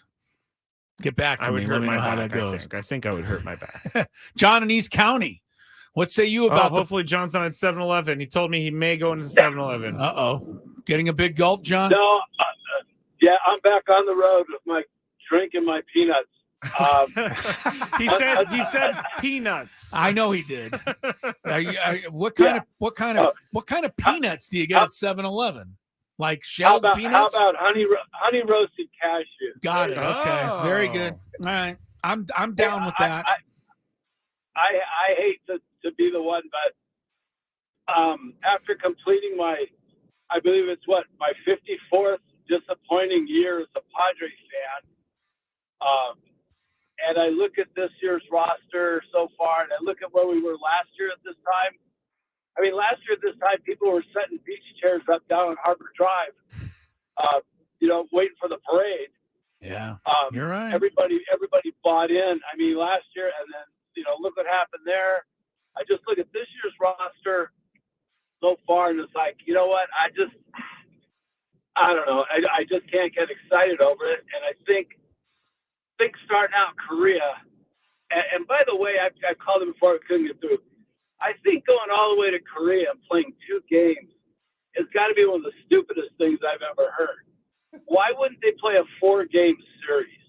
I mean, I've done those flights, and you're going 12 or 13 hours, and then 13 hours, 14 hours back to play 2 games. I don't understand the Why not play a real quick, four-game John, they are playing more than 2. They're playing some Yeah. exhibition games against some Korean teams. But I think you're bringing up a pretty good point. I mean, it's not like I know Major League Baseball is trying to follow in the footsteps of the NBA and the NFL. Thank you, John. And have games, overseas. We talked about this yesterday with the NBA. It doesn't make a lot of sense in a league where you have 3 games a week to send a team to France and then make them come back and play in Cleveland 2 days later. In football, it makes more sense, right? You can fly to London on a Monday, right? Get in there on a Tuesday. You got 4 days before you play. Oh, yeah. You get a bye the next week. You come home. Football, it makes sense. So I don't disagree with you entirely, John. I mean, why is baseball – is it really making that huge of an impact to play 2 games in Korea? I bet it is.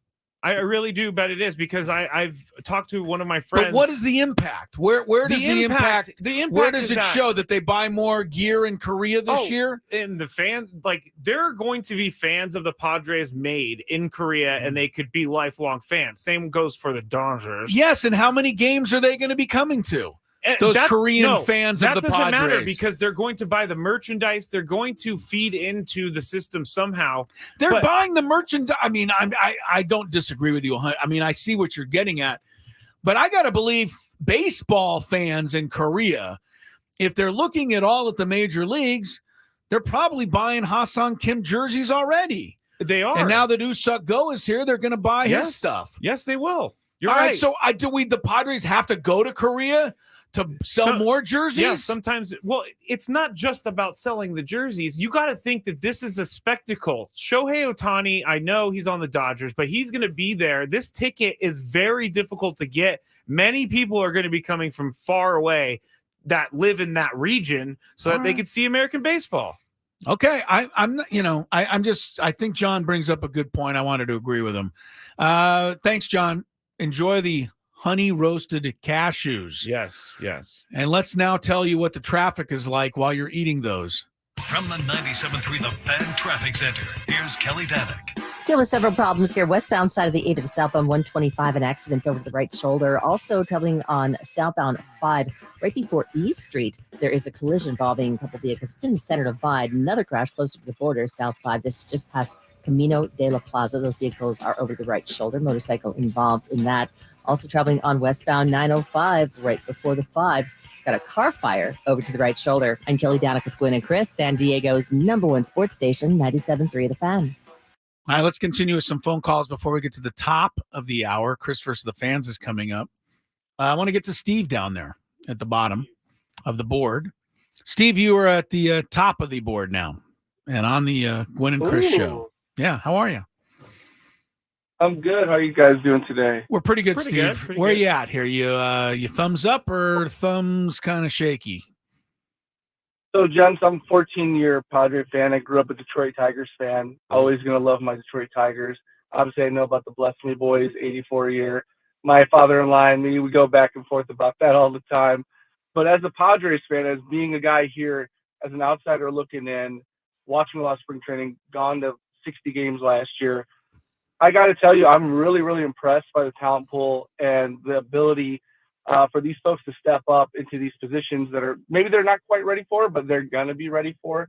I think they're going to do really well this year. I think they're going to win 88 games. I know that's a bold claim, but I honestly see it happening because they're playing with more synergy, and I think that camaraderie matters. I think last year the expectations were crushing them, and then the ball never went their way. So I think they're going to do well.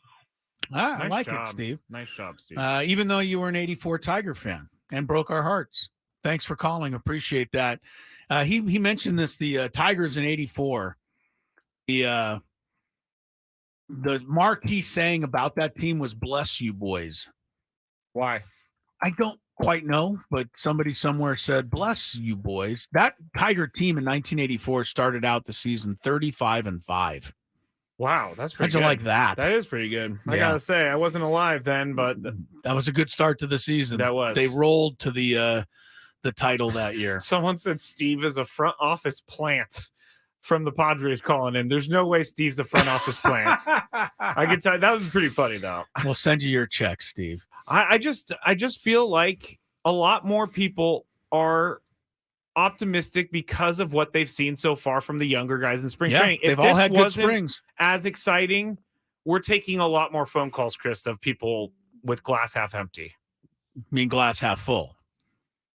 No. If the spring wasn't as exciting, then they'd be glass half empty. We would be doing the doom and gloom now. Which I get you. I don't blame them for feeling that way. All right, what do you want to do? We got more phone calls on this, but we're supposed to clear the lines for Chris versus the fans.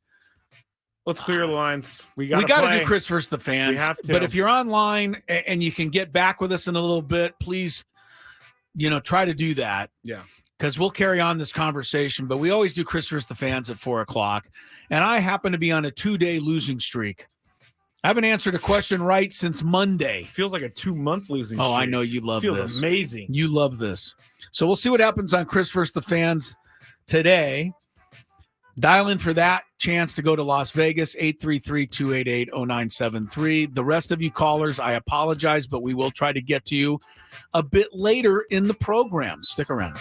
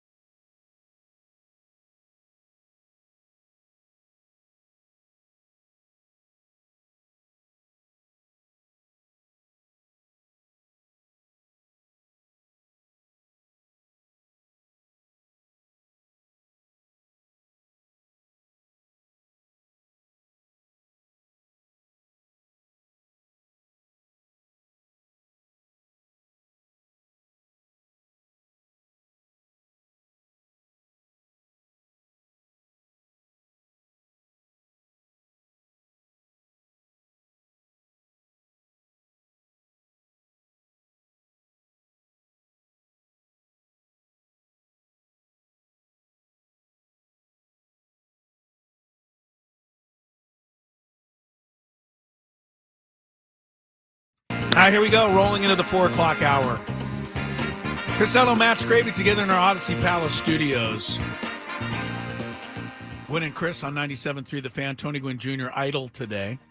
Like the Padres themselves, they were idle today at spring training. No Padre baseball today. Not a whole lot going on, but we've had a pretty good conversation with some of the listeners out there. And as Skraby pointed out, for most of them, the Padre glass is half full, not half empty, heading into the beginning of this season, which gets underway less than 2 weeks from today. I think I'm so glass half full that it annoys some people because they think I'm glaring over some of the problems. Glossing over. Thank Right. you. You're Some of the welcome. problems with the team. And I'm not. I just want to see what they can do first before I go down the rabbit hole. Before you start complaining. And then I will complain once things. I mean, if we're sitting here, Chris, Yeah. talking about RISP, hitting with runners in scoring position, and how bad they are at it this year, I don't know if I can handle it. Yeah. I don't know. It drove us crazy last year. I mean, it was just game after game after game. It was. 1 for 14. 0 for 8. 1 for 11. To the Royals. A big night, 2 for 9. We were excited one day when they had like 3 hits with I runners know. in scoring position. I know. And despite 9-23 was the record in 1-run games. That's unheard of. It is. To be 14 games under 500 and basically games that are a coin flip. I mean, that's got to turn somewhat just by happenstance. Anthony says it is a long season, guys. Don't forget they were still in the wild card until very late in the season last year, which is true. They were, but they weren't. I mean, I grant They were you, chasing. I grant you, they finished 2 games behind the Diamondbacks for the wild card. There So you it go. sounds like they were right there, but they got to there by playing pretty well over the last 3 weeks. For most of the season, the wild card race was the Diamondbacks, the Reds, the Cubs, and the Marlins. The Padres really weren't in it. I mean, we were watching those games and those scores. Yes, we were hoping against hope that the Padres could make a late run, but 2 games was as close as they ever got. Yeah. So I don't really know that they were in the wild card chase officially. All right, let's get You know to what, Chris? The sky is green. What? You could convince people today the sky is green with how much peddling you're doing. I have a lot of over there. facts How much at my peddling you're disposal. doing. All right. That's all I had to say. Peddling. Chance to qualify right now for a grand prize. It's a 2-night stay at the Fontainebleau, Las Vegas, and dinner for 2. Immerse yourself in timeless elegance at the Fontainebleau, Las Vegas. It's a luxury resort. I'm going to tell Sam Levitt about that. The weather might be better there. Don't bring it up. You could buy a day pass at the Fontainebleau. They have gaming. They have a meeting destination. It's the legacy of Fontainebleau, Las Vegas, built upon more than 70 years of sublime beauty, unparalleled service, and timeless design. Book now at FontainebleauLasVegas.com. Let's play Chris versus the fans. I need to make up for lost time.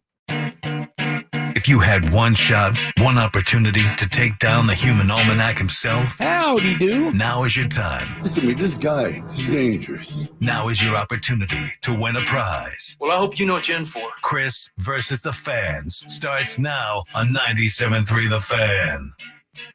All right.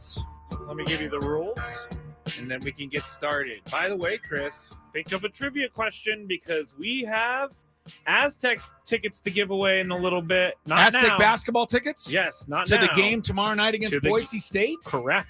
Oh, sweet. So you got to think of a trivia question for that. We'll have that a little bit later, but stick around, man. You want to get your hands on those senior night tickets. Absolutely. Jaden Ledie's final home game. Oh, yeah. And yeah. others. Lamont Butler? Lamont Butler. You got to go just to salute him. Yeah. Come on. I don't care if Lamont Butler, and I know that he's not having as good a season. The guy can do no wrong as far as I'm concerned. Based Lamont on what he Butler? did. I mean, I'm looking at the shot right I now. know. It's over my behind you, shoulder. and There's a I shot see of it. Yeah. every single day. I know. They have to at some point, and I'm not saying that this might be dramatic, but they have to put a statue of the statue of the shot. That's a pretty big At the deal. very least, they ought to at least have a tribute to that shot somewhere in Viejas Arena so that you could walk by as a fan and kind of relive that moment. Yes, that would be great. great. You know what? I'm going to actually ask some folks over at San Diego State about that possibility. Wow.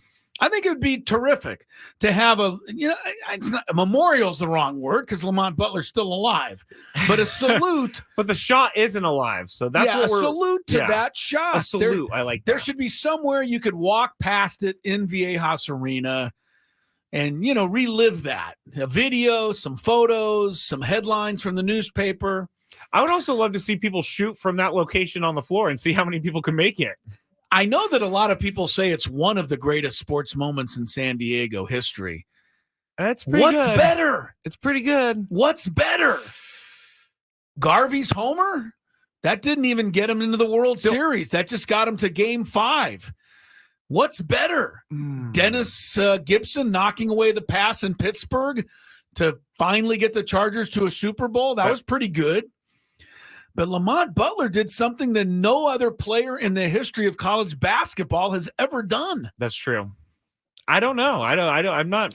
This is not a conversation for me. No. All right, let's go. Because I don't know who played here in the 60s, which isn't a shot at anybody in the 60s, but Chris is just letting me talk again. Well, nothing that dramatic happened in the 60s. Okay. All right. Here, did I already read the rules? I don't think you did. You have to make it through 3 questions. Each question will get more difficult. If you get the question right, you move on. If you get it wrong and Chris gets it right, you're eliminated. But if Chris gets it wrong, then you move on to the next question or you win. If you're a first-time player, let us know before you get into it, and you will get the question for free today. So let's start with Charles in San Diego. Charles, what's up? 15-time player! 15-time player! Charles is in charge. I bet he's never heard that before. All right, Charles. Here we go. Question number 1. Wow, that was loud. What team did Matt Chapman play for last season? Last season? Yes. I believe the Toronto Blue Jays. The Toronto Blue Jays is correct. Charles. Nice job. Done. Nice job. Chris is so scared of getting one wrong. He's over there hoping that everybody sweeps. I haven't got a question right since Monday. It's unbelievable. All right, Charles. Second question. Who struck out the most as a batter in baseball last season?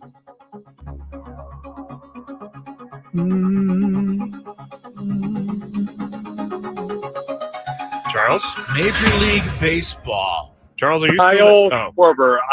Kyle Schwarber? I don't know. Kyle Schwarber. That could be right.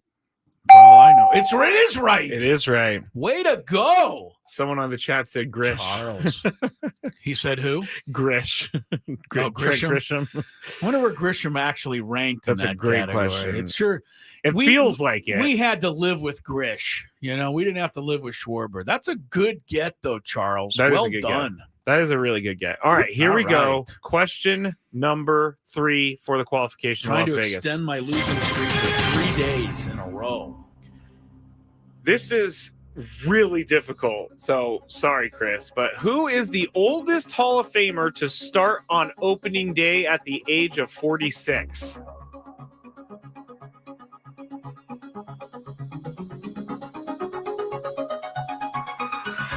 Oldest Hall of Famer. Oldest Hall of Famer. He's a knuckleballer, and I think he played for the Marlins. I can't think of his name, and I hope I didn't just shoot myself in the foot. But I can't even think of his name. Okay. All right, stay there, Charles. Just let's see what Chris does over here. I would have had no guess, honestly, until what Charles just said. Oh, poor Charles! No, and I don't know that I don't know that I'm going to be right, but I honestly would not have guessed this until he said what he said. Don't do it to him. Phil Necro. Oh, Charles, I'm you sorry. did shoot yourself in the foot. Oh. He said knuckleballer, and I immediately thought of Phil Necro starting at 46 years old. I think he was with the Yankees or the Indians. At the time, they were called the Indians. Sorry about that, Charles. I never would have got that, but he helped me. You didn't need to tell Charles that because I guarantee you he thinks about him helping you. He feels all terrible. day long. Well, here's why I said it, because it's a lesson to the rest of you. If you don't know the answer, don't take your shirt off. Don't but don't take give your me any shirt clues, potential clues. That's too bad. I'm sorry, because I think I feel Charles bad. did nothing wrong here. He but did nothing wrong. He did get penalized for He did it. nothing wrong, but once it popped into my head, I had to guess it. I think he was honestly thinking of Charlie Huff, who was a knuckleballer who played with the Marlins. And Charlie was an older pitcher. That's actually what people are saying on the chat. Yeah, but Phil Niekro was a Hall of Famer. Charlie Huff was not. Yes, correct. So that is the answer. All right. Sorry about that, Charles. Let's go to our next contestant. I Who's do the feel longest... a little better, though, about getting a question right for the And first that time was in 3 days. It was a good question, too. Yeah. All right, let's go to, we have 2 Trevors, 1 Trevor. Hello, Trevor. Are you there? Hello, Trevor number 1. Both Trevors. Hello. Say hi. Hey, it's you. You just said something. All right, Hey. Trevor. Yes, I did. Are you First-time ready? player. First-time player. Whoa! Welcome, Trevor. All right, here we go. Question number 2, Trevor. Greg Maddux played for 4 teams. Name 3 of the 4. Oh, you got to name all 4. Oh, It's Greg let's Maddux. see. It's question number 2. All right. See if he The gets Cubs, it. Cubs Okay. is right. Atlanta Braves. Braves Okay. is right. Oh, did he play San Diego Padres? That's Darn one of tootin'. them, yes. Darn too. Oh, he got him. Yeah, duh. He got him. The other Nice team job. was the Dodgers. Was Yes, it it not? was the Dodgers. Yeah, yes. you got it, Trevor. Very Wow, good. nice job, Trevor. Well done. I thought that was going to be more difficult, but it wasn't. Here No, we go. He was on top of it. He's on to the final question with a chance to win the game. What Major League Baseball player holds the record for career grand slams with 25? Career Grand Slam. 25. Oh, that's a tough one. I'm going to say it. Barry Bonds? Barry Bonds. Stay there, Trevor. Sorry, Trevor. Oh, you know this? Manny Ramirez, I believe.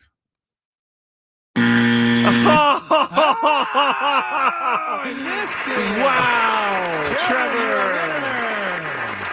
You know, that was we might have to go back to my laugh, Chris, because that was a maniacal you lose laugh, and I feel bad about it. It's not Manny Ramirez. He must have had the record for like a minute because Lou Gehrig held it forever and ever. It's and then I think Manny Ramirez broke it, but who broke his? It was A-Rod. A-Rod. 25. Yeah.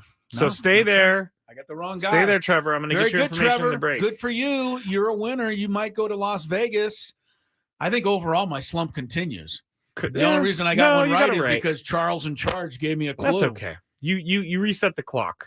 That's true. Real quick, David on the chat says, "What about Satchel Paige for the oldest Hall of Famer pitcher to start a game?" Yeah, but you said on opening day. Oh, I don't know that Satchel pitched That's on true. opening day That's when he true. came up with the I think it was the Cleveland Indians, and he is a Hall of Famer. But you said opening day, so Okay. I think that's what probably sets you apart. I didn't and want to gets leave you- Satchel Paige out of there because No, it's such I a immediately big part thought of of, I history. immediately thought of Satchel Paige, but I don't think Satchel Paige was as young as 46. I think he was even older than that Let me see. when he pitched in the major leagues. Satchel Paige was an unbelievable. I like deal. I like the name Satchel. You like that? I kind of want to be named Satchel. Satchel Paige had a lot of good sayings. You know what one of his famous sayings was? What? Don't look behind you. Somebody might be gaining on you. Oh, that was Satchel. That's a good one. I Yeah. like that. He was 46 in 1953, and guess what, Chris? He was an All-Star that year. Yeah. His last game was in 1965. After a 12-year break? After a 12-year break, he pitched with the Kansas City A's in one game at the age of 59. He pitched 3 innings, allowed 1 hit, and had a strikeout. What's the story with that? How do you come back after 12 years? Well, he has been famous in the Negro Leagues. That's what I thought. Okay. Pitching with Kansas City. Yes. So I think the Kansas City A's had a team. Okay. So they probably did some sort of, reunion type thing and brought Satchel out. And they actually, can you imagine these days if they're like, Roger Clemens, come out of retirement? Can you imagine that? 59 years old. He struck out 1, and he pitched 3 innings. No runs. That's pretty Satchel good. Paige. That's really good. How many 59-year-olds are doing that? 0. Exactly. All right, very good. Trevor was the winner today. Yes. Chris versus the fans. We'll clear the lines again. We can get back to our Padre conversation. I know we had some callers that we had to cut loose. If you're out there, you're more than welcome to call back. We'll get to you at 833-288-0973. We have been discussing whether or not your Padre glass is half full or half empty a week before the team leaves for Korea and the start of the season. If you'd like to jump in on that conversation, feel free. We'll check traffic while you check in. From the night.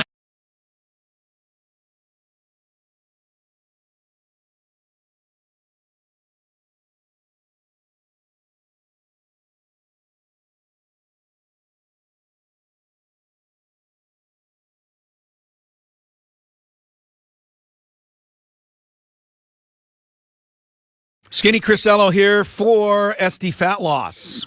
37 pounds. Does that get your attention? That's how much weight I lost last summer on this SD Fat Loss amazing diet. And they're so sure that you'll have success that if you don't lose weight in the first 10 days, follow the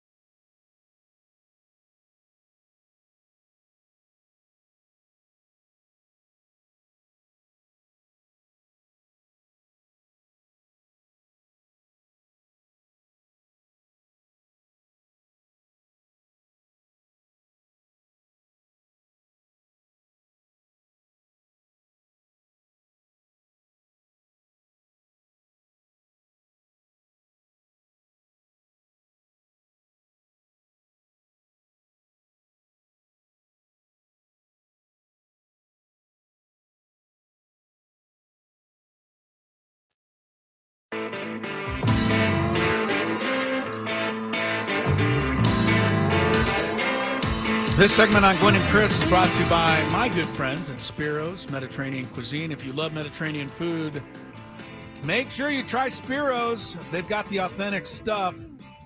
It's in Coronado and in La Jolla. Get the hummus. Tell them I sent you. Spiro's. For dining or takeout options, visit spiroscuisine.com.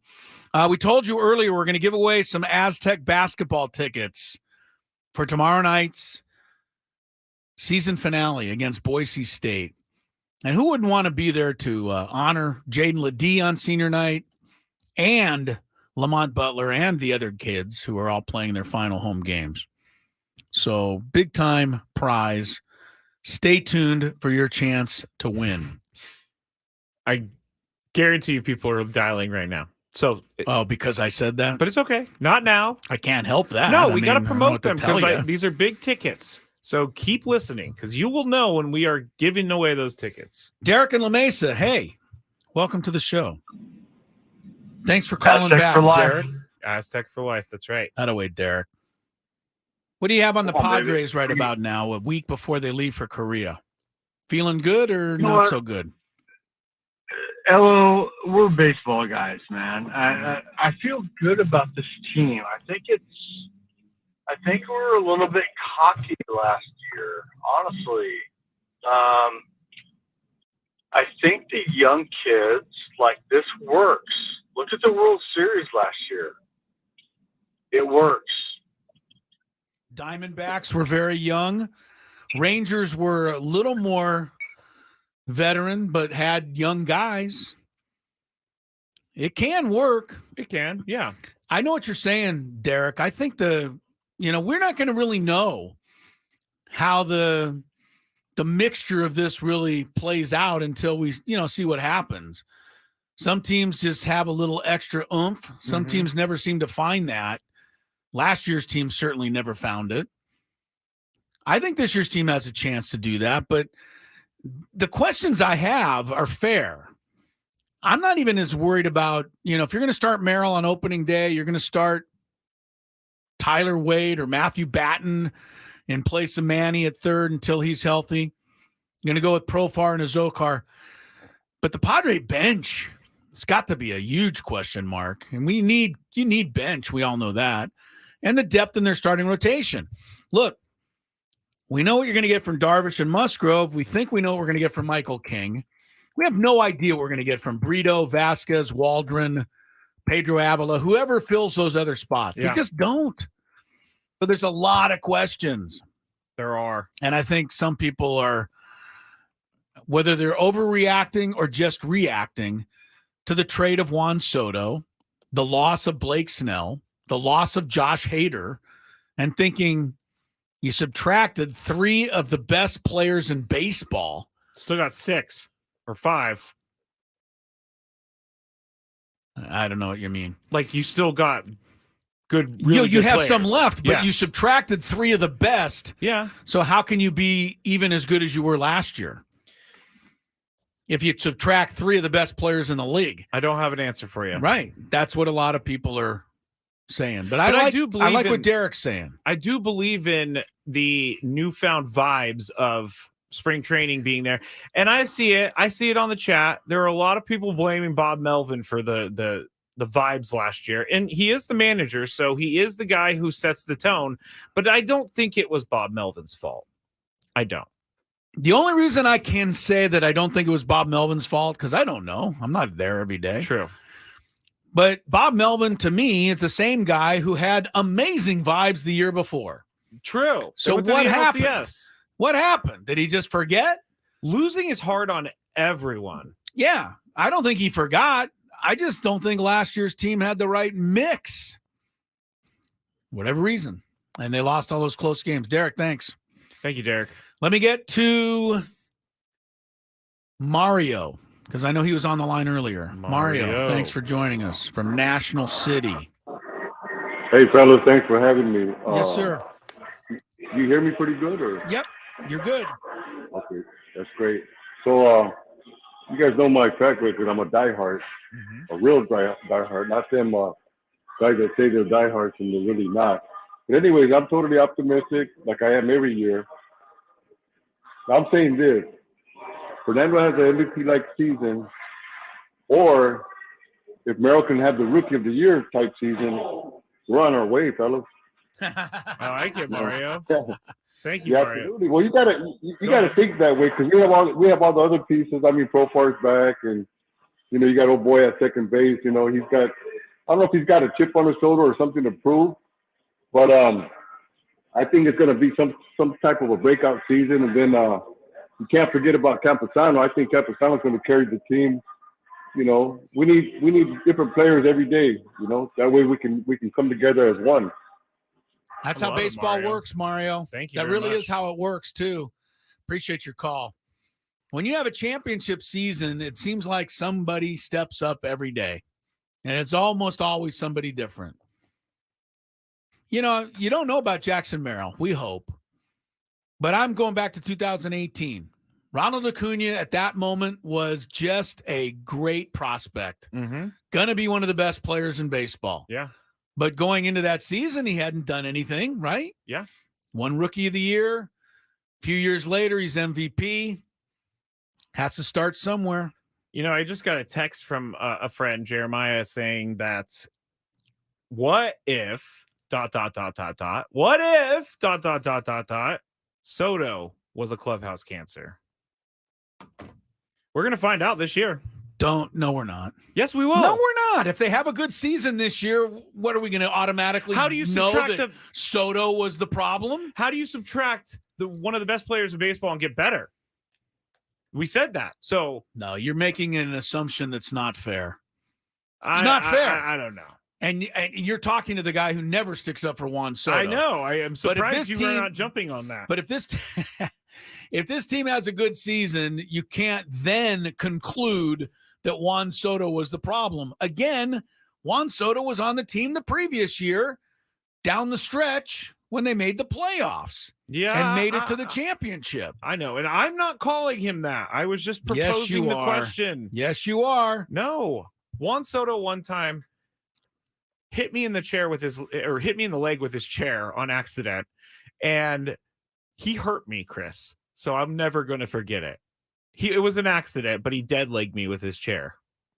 How did this happen? I was trying to get audio from Xander Bogaerts. Okay. And Juan Soto came up and walked next to me, and his locker was right next to Xander Bogaerts. So I'm standing there, and he sat down, but he didn't see that I was like that close behind him. But one of the chair things went right into my thigh, and he gave me a dead leg, and I can never forget it now. And he knew he did this, or he didn't even know he did this? No, he turned around and he was like, "Ooh, gosh, sorry." Like, kind of like, what a nice guy. Yeah. What a nice guy. But I can never forget it. I can never forget it. So, oh my God, it's like Le'Veon Bell leaving. You're the like French you're like an elephant. Memory you have over here. Well, it's like Le'Veon Bell. Remember the time at the Super Bowl Radio Row where he walked by and put his French fries on my table? No, I don't remember this. You've brought it up 1,000 times. I will never forget it. Pretty sure I remember it. I was not a trash can. Pacific University Tigers bounced back after only scoring 9 points in the first half today to post 34 in the second half. That didn't help them a whole lot. Final scores just come in. Pepperdine 102, Pacific 43. The reason we followed this game is because when we first checked on it, the score was 39-2. Neither Skraby nor I had ever seen a score like that. That's how it turned out, 102-43. More Gwynn and Chris, Big Five, your calls, all of it still ahead.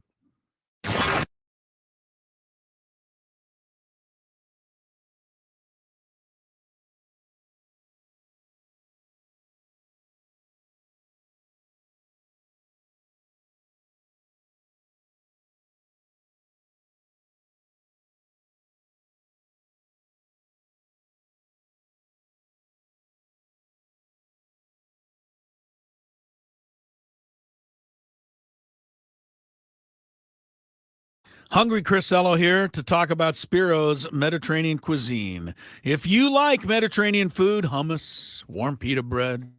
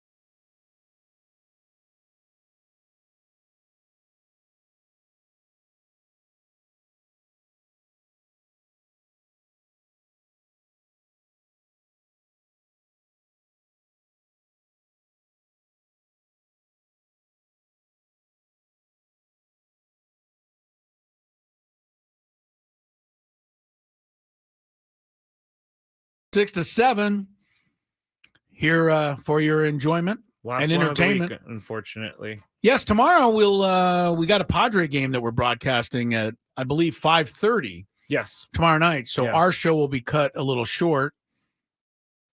Your show will be completely wiped out tomorrow night. Yes, it will. Yes. Sorry. it took What me a will second. be your daily gripe today? Can you share, or do you know? Yes, I do. You do know. I do know. It You just don't have hit to tell me exactly what it is. It's something. Are you going to gripe about me griping about soccer? No, I've forgotten that. Okay. It's something that is happening a lot lately, and it's raising prices on something because the company like purchased something, and so they need to raise prices to pay for it. That's a complicated thing, but I promise it makes sense. How about places that raise prices because they gotcha? What do you mean? Well, here's one. You can't. This is one of my personal pet peeves. Okay. You cannot take a drink with you through security at the airport. Ah, okay. So if you have a drink, you have to toss it. Mm-hmm. But you have to go through security a good hour or so before your flight leaves, right? Unless you're Yes. going to be doing a last minute thing. Yep. So the only way you can get a drink once you get through security is not to bring your own, but it's to buy one once you get through security. That's your only, you don't have no other option. I think you could take water bottles without water in them. Okay. Beyond that, you have to pay a ridiculous amount of money for a bottle of vitamin water, a soda, Yeah. an orange juice. You need Shohei Ohtani money for that place. Really? I mean, what's the word that I'm looking for here? Price gouging. Gouging. They gouge you at the airport because you have no other choice. You can't leave. If you want a drink, you have to buy their food at their drink at that price. It's Do you know kinda that like I once Disneyland and all those places? I don't even think it should be constitutional to raise the prices as high as they do. There's my daily gripe. I love it. I think it's a fair gripe. I have no option. Yeah. You know, I'm thirsty. I'm gonna be thirsty. I'm gonna be sitting there for an hour, so I have to buy a drink, and I have no choice but to pay a ridiculous amount of money for it. It's true. And I went flying a couple weeks ago, and I went and bought a sandwich, and it was like a 2-bite sandwich, and it cost me $14. The price gouging at the airport. Yeah, remember we got breakfast at Wendy's one time, and our breakfast sandwiches were like $7, and they were just the sandwich. Yeah. Ridiculous. You have no choice. Are you ready? Check traffic, and then let's get to it. Fan Traffic Center. Here's Kelly Danick. Got an accident still in the clearing stage, southbound side of the 5, right before Camino de la Plaza. Car and motorcycle involved there over to the right shoulder. Also, car fire reported on southbound 125 right at the King Freeway. It's over to the right shoulder. I'm Kelly Danick. Gwynn and Chris, San Diego's #1 sports station, 97.3 The Fan. It's that time of the show when we check on the latest in sports. Only the most important topics and questions are brought to light. Stop what you're doing and listen. These news stories will astound and amaze you. The one, the only. Oh my God, who the hell cares? The Big Five starts now on 97.3 The Fan. Wow, Chris, you have actually out-griped the gripe over here today. What do you That's mean? pretty impressive. You have out-griped me today. I'm in a great mood today. I don't think I've really complained about much. May have complained about a few things, but not the usual complaints that I have.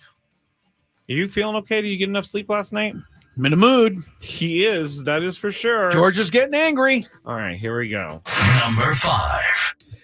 I promise you this was in the sheet before we even started the show today, but Juan Soto, who was traded to the Yankees, is widely expected to earn the second largest contract in Major League Baseball history after this season when he is done with his arbitration. Yes, the only person who will be above him is Shohei Ohtani. Correct. The Athletics' Tim Britton projects Soto's next contract to hit 14 years, $540 million.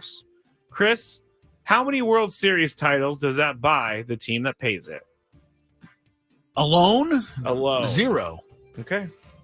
Juan Soto didn't even win the one World Series he got in 2019 with Washington by himself. Oh, I was going to say, yes, he won. Nobody's going to win a World Series by themselves. Shohei Ohtani and Mike Trout are the two best players in baseball. They couldn't even get to a playoffs together. That's two guys. Oh, okay. I'm not saying you're wasting your money on Juan Soto. Somebody's going to fall in love with him. I don't know if the Yankees will. We'll see why the season's end. You know where I stand. Mm-hmm. I'm not a Soto fanatic. I think he's a fabulous hitter and he can get on base. I don't think he's a great ball player. Like an overall ball player encompasses not only base running, defense, but teammate, locker room presence, media, savvy, all of those wonderful things. I think Soto lacks in those areas. So me personally, I wouldn't be willing to pay him the second biggest contract, but I'm sure somebody will. Mm-hmm. And they'll be able to tell you, hey, we got 40 home runs and 130 RBIs and 150 walks. I mean, he's going to do that. He's that good. But that doesn't make you win anything. Yeah. It helps, but you can't win without the whole package. Number 4. Oh, I guess I should say something. How many World Series does he win? Now, that's what it feels like to be forgotten during the Big Five. All right. How many World Series does he win? Like you said, he can't win it on his own, but I just think paying anyone the amount of money they pay some of these guys is a franchise killer, because you never know what's going to happen 5 years from now, and you need the money, and you can't get out of the contract that you're paying the guy $40 million. What's 540 divided by 14, Chris? I don't know, but if you're, I don't feel like doing the math problem right now. But if you're complaining about big contracts supposedly destroying franchises, that's $38.5 million a year. All right, well, look no further than San Diego. I mean, Padres have spent tons and tons of money on. It's true. 5 guys. I know. It's more than one. I know. But those 5 guys didn't win anything last year. It's a team effort. Just Number 4. Nick Saban shocked us all when he called it quits this year, but we are starting to learn a little bit more about the circumstances surrounding it. He told ESPN, quote, "I want to be clear that this isn't the reason, but some of those events certainly contributed." And what is he saying? Or what is he talking about? "I was really disappointed in the way that the players acted after the game. You got to win with class. You got to lose with class. We had our opportunities to win the game and we didn't do it. And then showing your bleep and being frustrated and throwing helmets and doing that stuff, that's not who we are and what we've promoted in our program," end quote.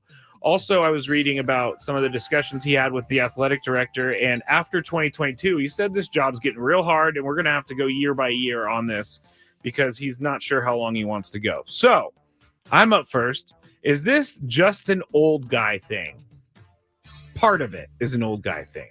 Part of it, I agree with him. And I'm going to sound like the old guy on the lawn, because some of these kids nowadays, that makes me sound old. Some of these kids nowadays just do whatever the heck they want, and they just don't care. And I could see this being extremely frustrating for a coach of a football team, for a coach of Alabama, if these guys are doing this in front of the best coach in college football history, I mean, what are they doing? They don't have any respect for the coach. They don't have any respect for their team. So I don't think this is just an old guy thing. There's partially an old guy thing in there, but I think this is a problem. Chris? I think Nick Saban quit because he was tired of getting criticized by me. Oh, yes. No, I think it all got back to him. I wanted to congratulate my favorite college football coach, Nick Saban. See? I think it all got back to him. And he finally said, that's it. I'm not going to be Chris Ello's whipping boy any longer. You know how I feel. I would love everybody to play and win and lose with class, but I understand that this day and age, just not like that anymore. So I think Nick Saban kind of made a deal with that. Or if he couldn't even coach the last 5 or 6 years.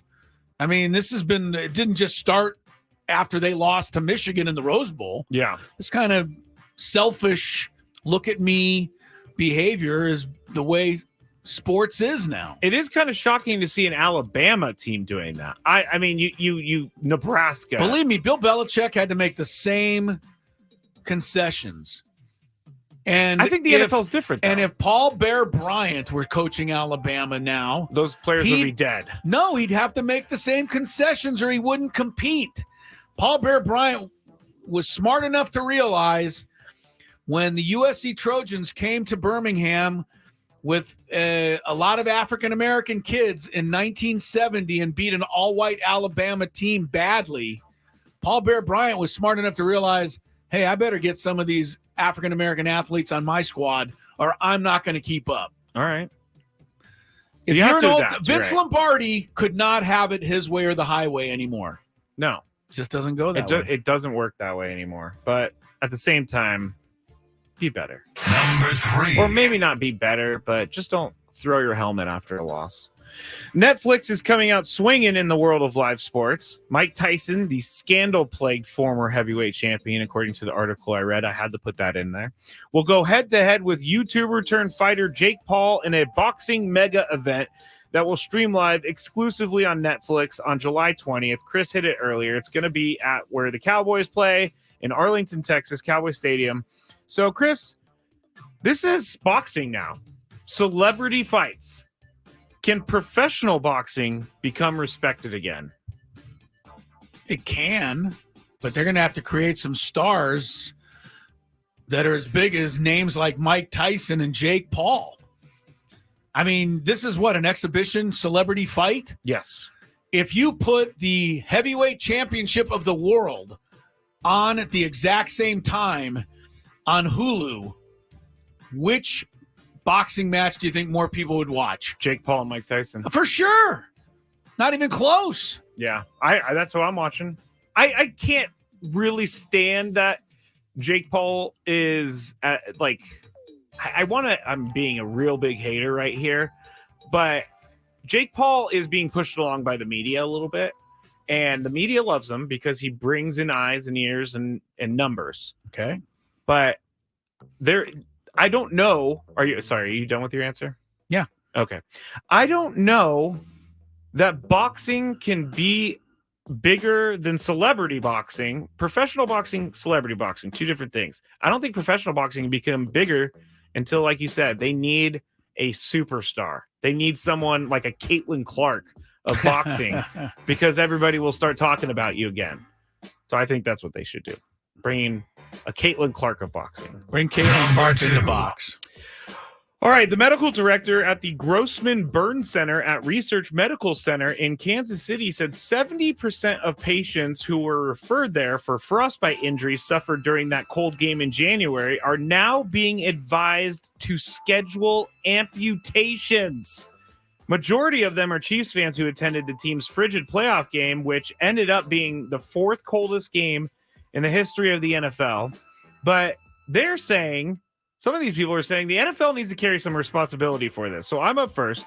Does the NFL carry responsibility for these amputations? How are you up first? Because your turn? Yeah. Go ahead. Does it carry responsibility for these amputations? I don't think so. As much as I want to hold the NFL accountable for everything, you decided to go to the game on your own. Like, you knew it was going to be cold. Why are you taking off gloves, or why are you leaving skin exposed? This is on the person who went to the game. It's not on the NFL. I was reading, though, someone took off their gloves for 5 minutes to put up a tent before the game, and one of his pinkies was frostbitten, which is kind of insane. But I still don't think you have to come prepared for the game. Chris? You know me, I like to throw all cases right out of my courtroom before they even get started. Out of the courtroom. But I would hear this one. I would. If you wanted to make a case against the NFL for being stupid enough to make the Dolphins and the Chiefs play in minus 27-degree weather and therefore basically make 60,000 people have to come and sit in that weather, what were they to do? Nobody go to the game? It's a you choice. Make your own. I know you make your own choice, but I would listen to this. I would listen to the arguments against the NFL on this one. Are they going to be paying people? The NFL moved the Buffalo-Pittsburgh game. Had no trouble doing that. You couldn't get on the roads. You literally couldn't get out of your house. We've been over this, but your reason is not correct. What is correct is the fact that the Dolphin-Chief game was on Peacock, and Peacock paid tens of millions of dollars to carry it, and so the NFL refused to move it because it was a Peacock game. This is part of the argument that would make me rule in favor of the plaintiff and have the NFL cough money up to pay for the fact that you had to get something amputated. I cannot believe that you're taking this stand, but I believe it, pal. I've been to a cold game. You know Believe it. Chris, you know what happened when I was cold and I was like, I'm too cold? I left the game. Yeah. That's what you do. But the NFL, I don't think it wasn't for Peacock. I think it was because they couldn't postpone another playoff game. Follow the money, Skrabe. Follow the money. They got so much from Peacock, they refused to move that game. The weather conditions were deplorable. I still have one more, but we can get to that later. Doesn't need to be in the next 10 minutes or anything. It's been such a happy show. Why don't we have a happy hour? Please. It's coming up next on Gwynn and Chris. Stick around.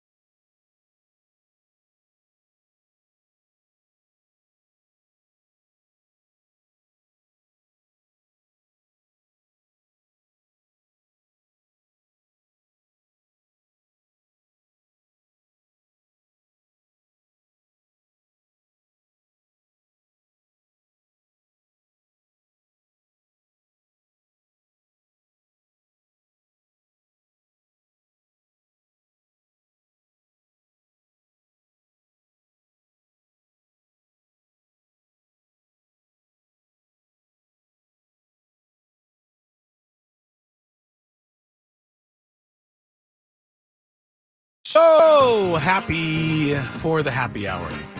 Welcome back to Gwynn and Chris. This hour brought to you by Prize Picks. Cash in on baseball's big moments with Prize Picks.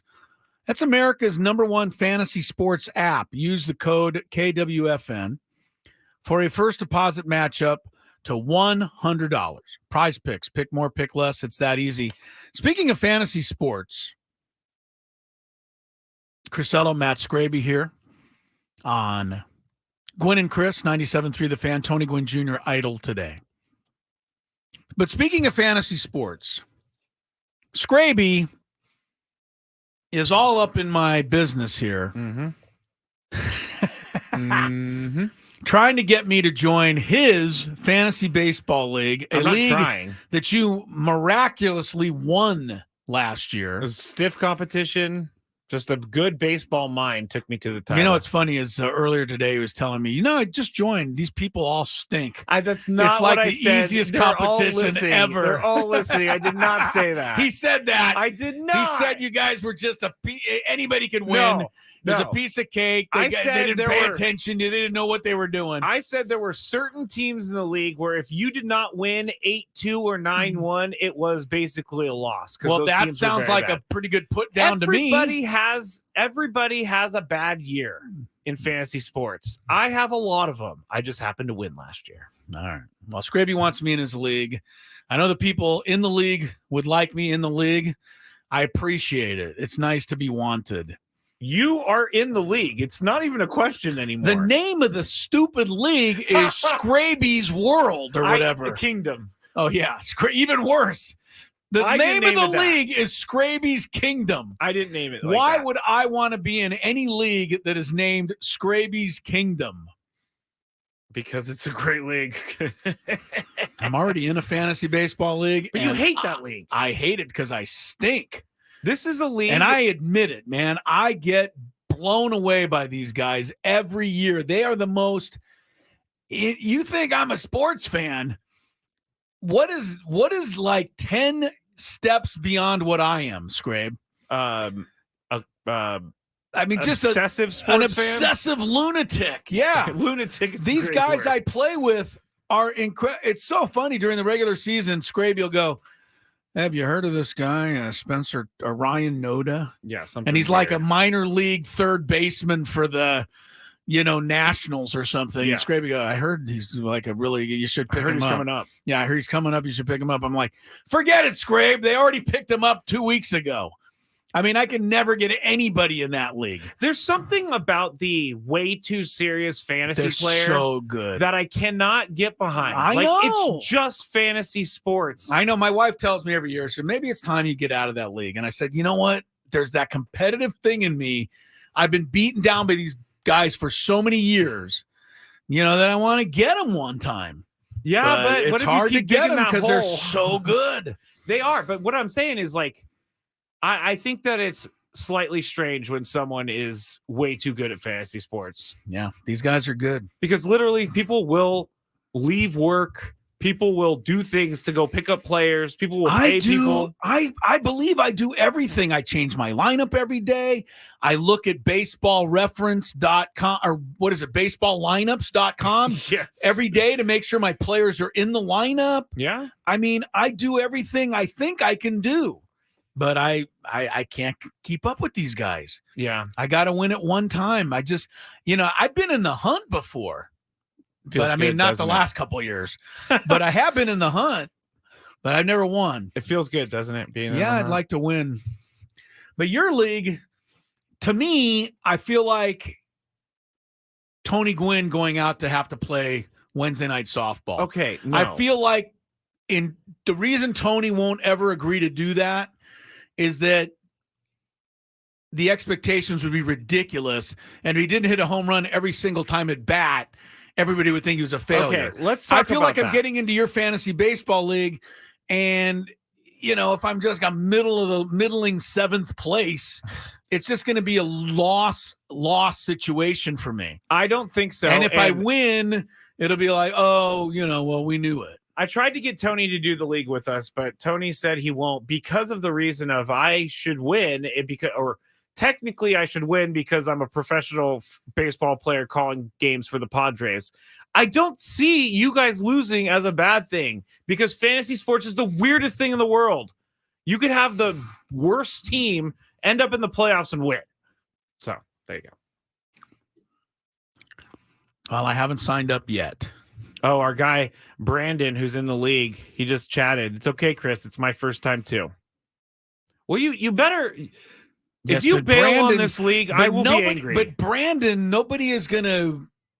Brandon's not going to have to be on the radio in August with you saying, Chris, you're like in 8th place. You suck. I'll be totally cool about it. Oh, I bet. I'll be totally. There's nobody. When it comes to being cool. But what about the other way? What nobody if you, quite like you? What if you just tear it up and you're in first place and you get to hold it over my head all year? I already know me.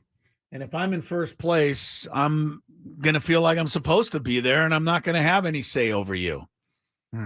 But if I'm in last place, I'll be walking in here in August, and Skraby going, oh, Chris, where are you? Last place? It's probably true. It is true. But I think you should. That's why I don't want to sign up. You're going to do it. That's why I don't want to sign up.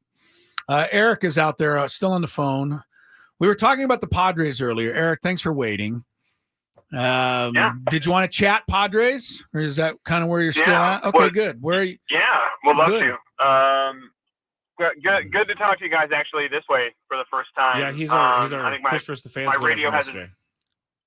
Yeah, my radio hasn't not left 97.3 since like mid-December last year. That's a nice thing. Every day. Well, if I'm going to lose to anybody on Chris versus the fans, Eric, I want it to be a true Yes. blue fan. Yes. So I'm happy to hear that. Appreciate it. Yeah. But yeah, so I mean, I'm not diehard Padres. I've been here 5 years now. I grew up a Braves fan, but I adopt the team because it's San Diego. Hopefully my kids grow up to like the Padres. My brother-in-law is a huge fan, all that. But this team, I feel like it kind of draws some parallels to the 21 Braves. You've got an infield full of all-stars, and now Cronenworth and Bogarts were down last year, right? But first through third, you got all-stars and the infield. Got a couple of catchers that people aren't really expecting a bunch from, but could actually really produce, like the Braves had, Darno and Contreras. You've got an all-star, superstar right fielder, Tatis Acuna, and you got some other guys in the outfield that you don't know what's going to happen. And you look at what the Braves did, the 3 MVPs of each series were acquired at the trade deadline. Soler, Rosario, and Peterson, right? All respectively won MVPs of the DS, NCS, and the World Series. So, and they got a bullpen that could be really good, but you got a bunch of guys that you're not really sure what could do, a la Will Smith, Tyler Matzik for the Braves in 21. Starting pitching's a little bit deep, but I don't see why you can't look at a team that's filled with all-stars and not be optimistic to do anything, because baseball is a weird sport. Like Skraby said, you barely make the playoffs and you go on to win. Like we've seen what the Phillies have done and all that kind of stuff, and what the Diamondbacks did. I mean, you got talent all over the place, and see Michael Harris, center fielder, young kid, not to do much. 7 years overall ball. Your phone's Eric, we're kind of losing you there, but you laid it out really nice. As I said earlier, there is no question the Padres can't look. I think they're going to win more than last year. I don't know that they can win 95. And, in order for them to have a spectacular regular season, they're going to have to win 95 and push the Dodgers, because the Dodgers are winning 95, right? Yeah. They're winning 95 without even, sweating it. Unfortunately. So, the only other option is for the Padres to sneak in with 84 or 5 and then get a hot streak in the playoffs. And that can happen. But honestly, what the team that goes into the playoffs for the Padres, if they make it in October, is probably going to look a lot different than the one that's there now. Yeah. As Eric just said, his 21 Braves, they didn't have Jock Peterson. They didn't have Eddie Rosario, and they didn't have Jorge Soler at the beginning. Yeah. But they had them all at the end. They did. So that's the only time it matters, really. Yeah, good point. Good point, call, Eric. Thank you. I do think that there is, like he's saying, why wouldn't you be optimistic? And I think there is partly Padres fans, San Diego sports fans have had so many bad things happen in the past. It's hard to be super optimistic. You co-sign that one or no? Yeah, I am, because it's also hard to be optimistic after what happened last year. And as I said, you won 82 games, and in the minds of most people, you subtracted 3 of the best players in the sport. Mm-hmm. So how can you possibly be better? That's what a lot of people are concerned about.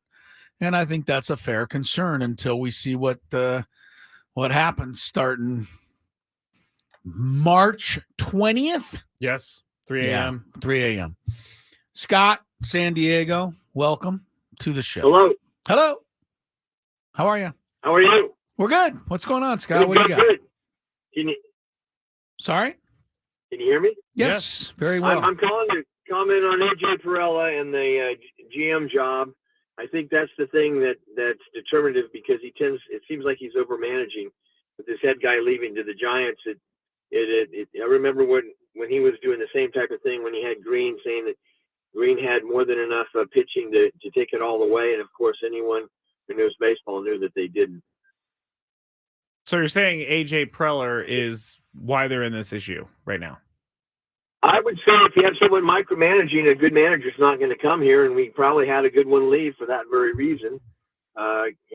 Basically, if you can't call your own shots, and it seems like the rumors that everyone's talking about is that he can't help himself, I don't think they're going to have luck. Look at all the All-Stars they had, and if you're going to underperform, you can't micromanage your general manager. Your coach. You got to let him be a coach. I think you're right, and I think that AJ really probably does need to make some adjustments. Whether or not that'll happen, we don't know. Yeah, but I think Bob Melvin was pretty clear, without ever having to say so, that he and AJ did not see eye to eye on a lot of things. Yeah, and Bob Melvin, I think, felt like AJ was not going to change. AJ felt he wasn't going to change, and so they had to break up. It is unfortunate that they can't. It's unfortunate that it can come down to relationships being, what causes the rift, instead of just worrying about the baseball team and worrying about wins and losses. It's relationships. We've talked about this with so many people, and so many people have a lot of different answers about AJ, but a lot of it might just be the way he's built, the way he ticks.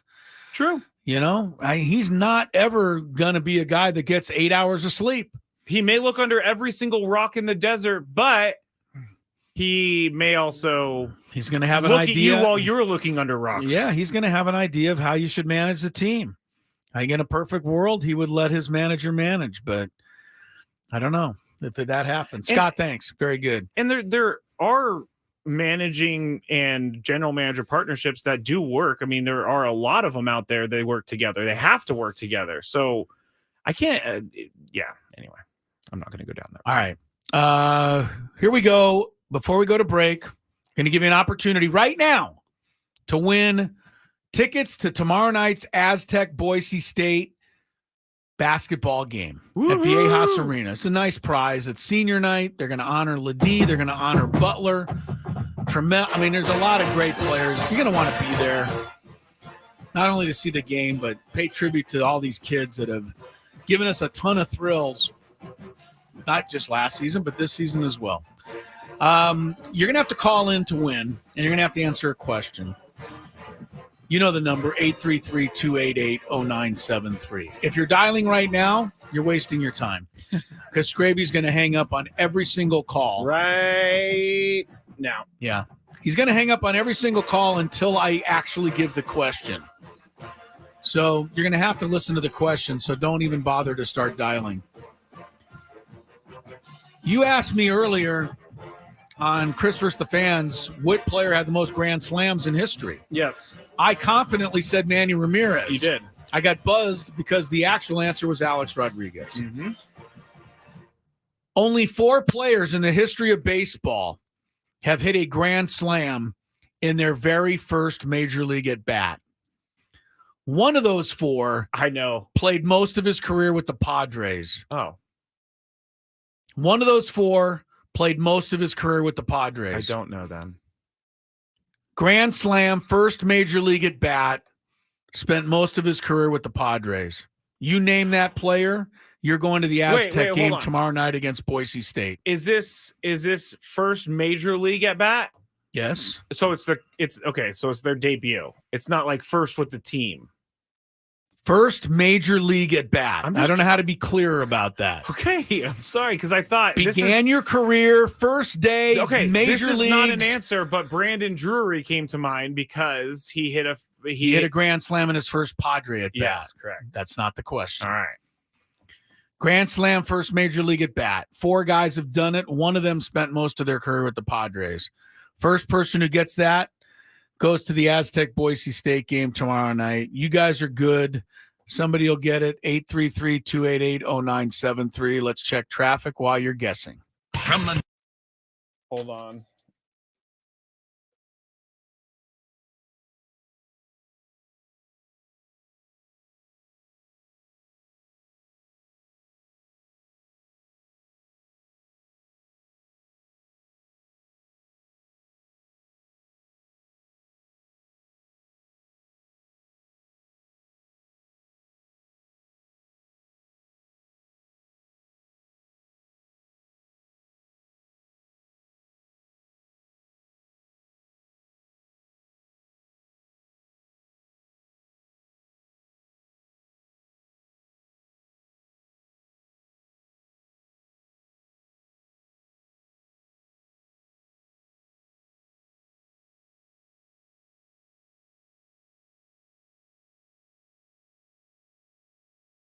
Hey, it's Skraby here for SD Fat Loss, and I've lost 40 pounds because of their program, and I'm continuing to keep the weight.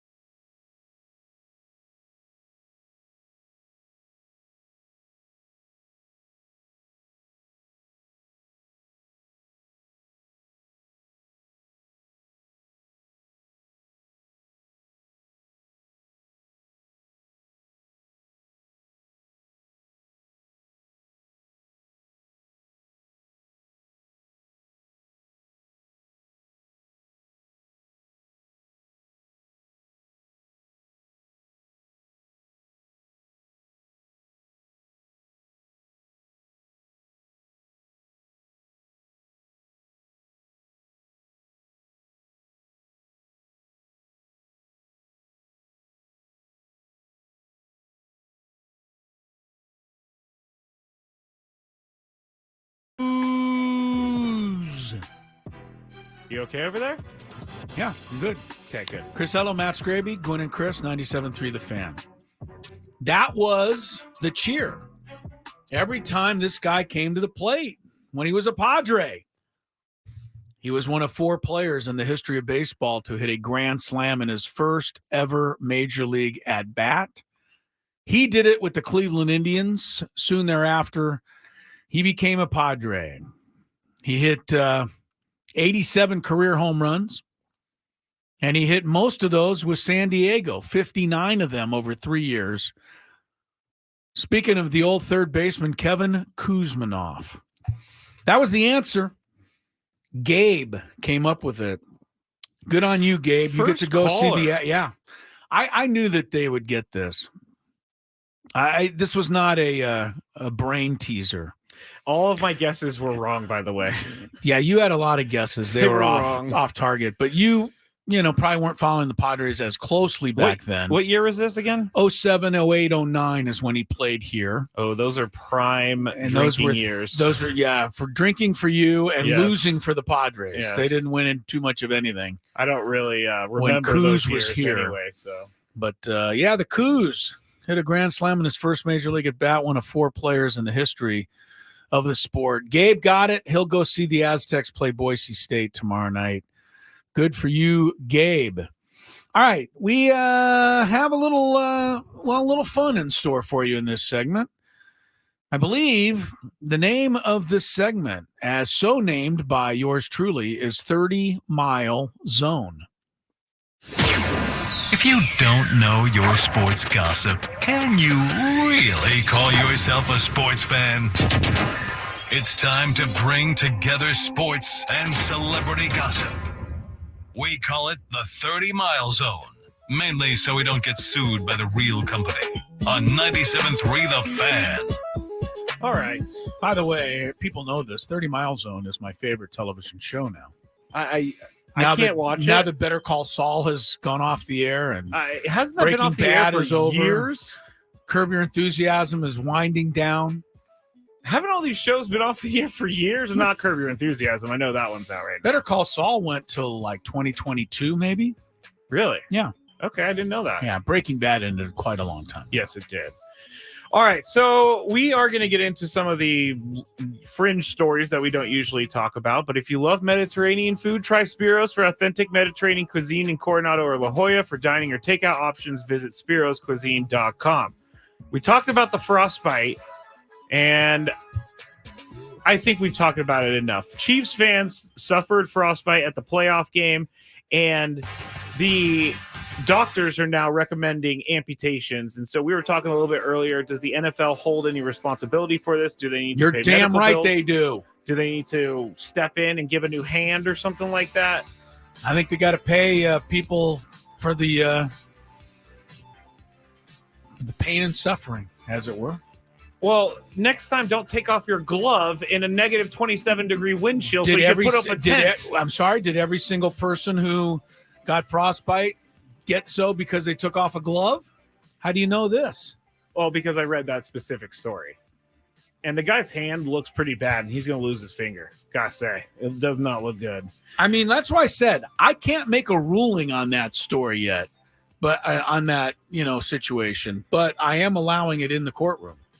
I want to hear arguments for and against why the NFL should or shouldn't be responsible. They did not have to play that game that night. Well, yes, they did, because it was on Peacock, and they needed to make their $100 million or whatever Peacock paid them. 120, I think. Yeah.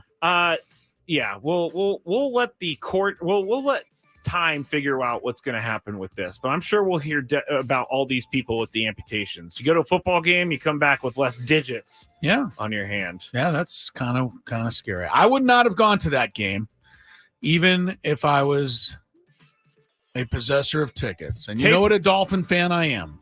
Yes. But I'm not an idiot, and I'm not going to go sit in that weather.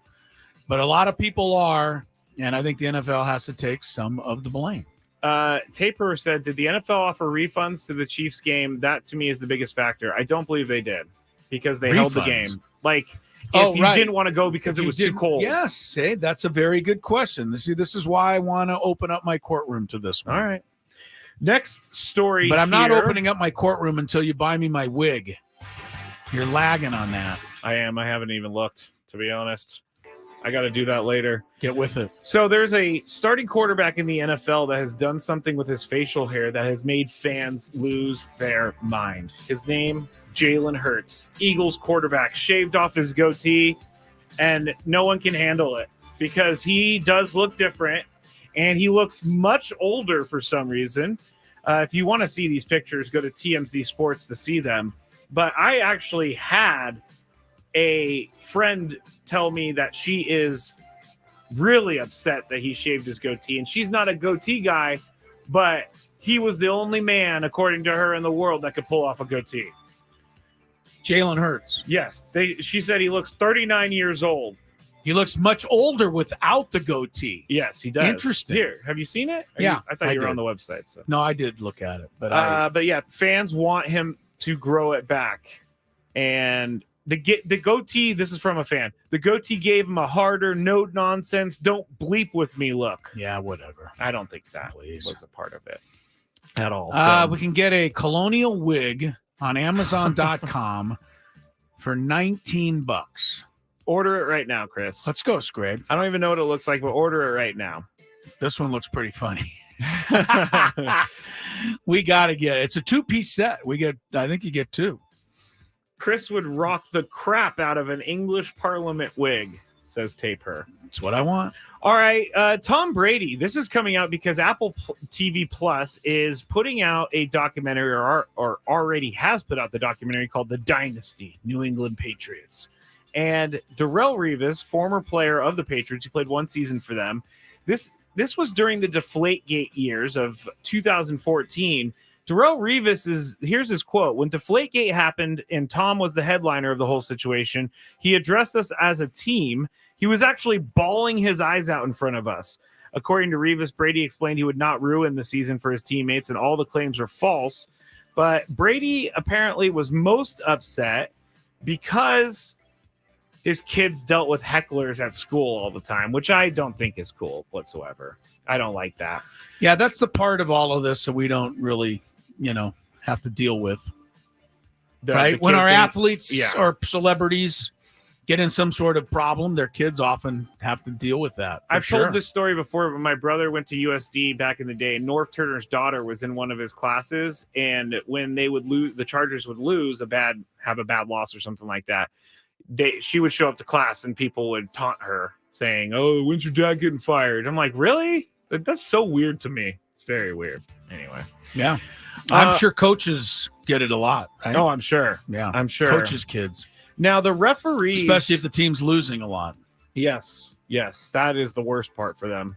The referees in a New Jersey high school playoff basketball game are admitting that they messed up big time. The reason that I am bringing this up is because Chris is our resident arbiter on the show, and it happened in Jersey. The Panthers were up 1 point with just under 6 seconds left, and then the Warriors, Ray Weidenzimer, missed the three. His teammate Griffin Lindstra was positioned was positioned perfectly and nailed a putback right before the clock hit zeros.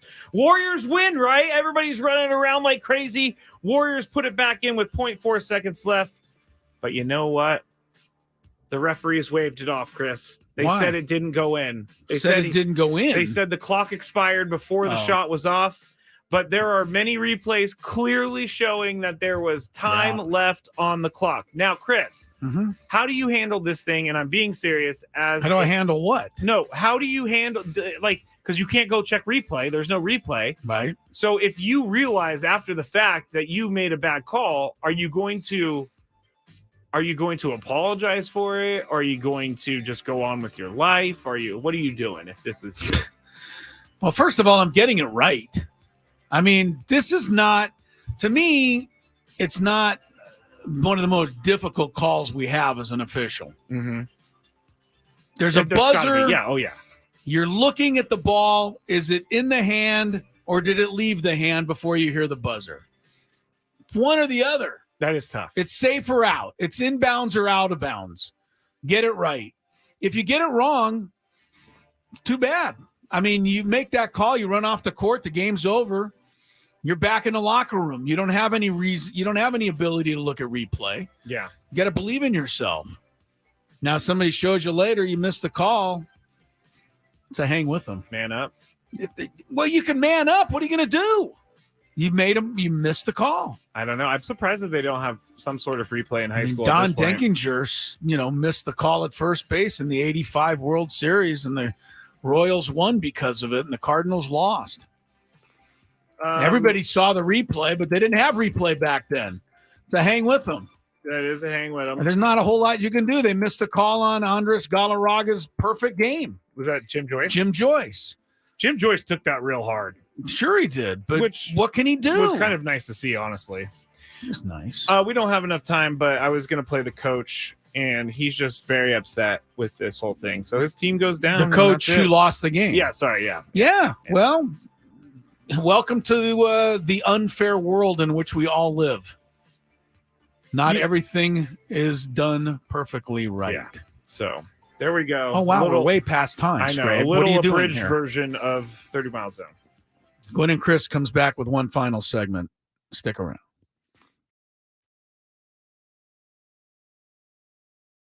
Maybe.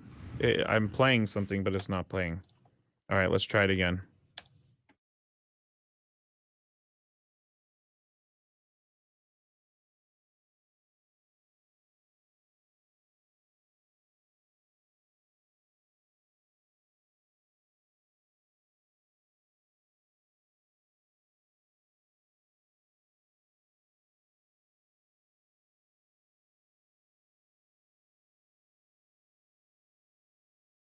Are you interested?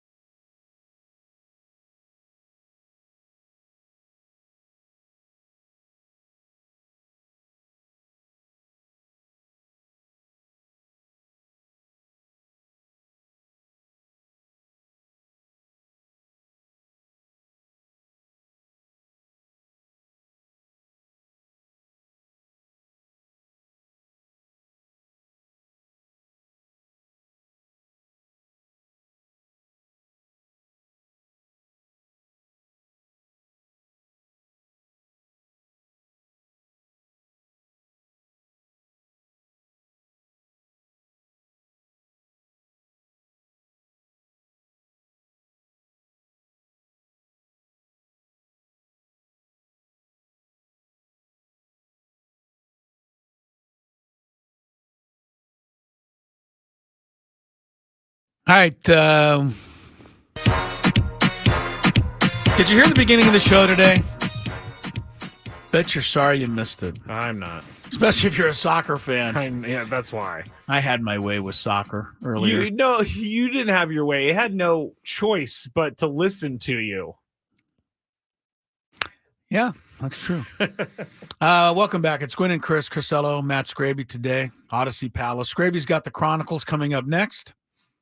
He'll have a daily gripe. It won't be as good as my gripe about overpriced food and drink once you get through TSA at the airport. That's a pretty good one. I got to say, I'm a little jealous I didn't steal that one. Yeah. Last night's was, when you're walking your dog, Chris, and you see someone on the same side of the street you are, and they're coming at you.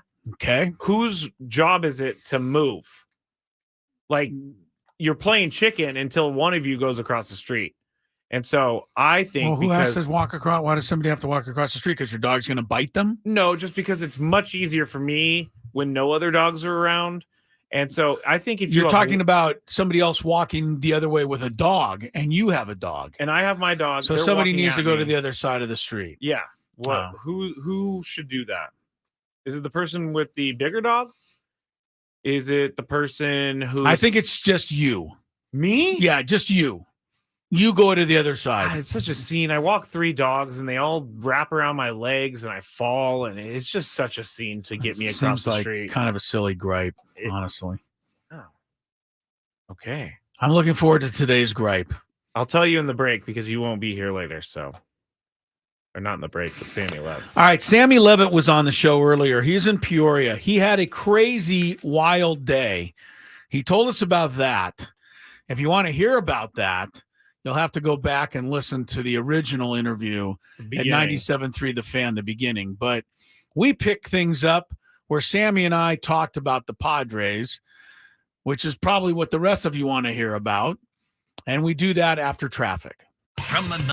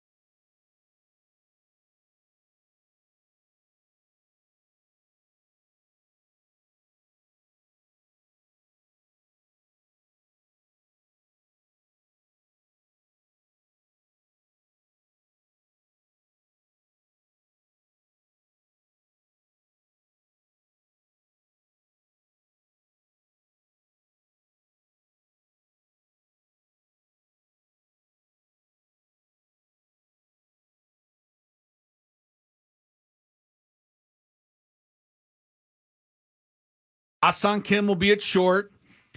Now, the first question mark probably becomes at third base.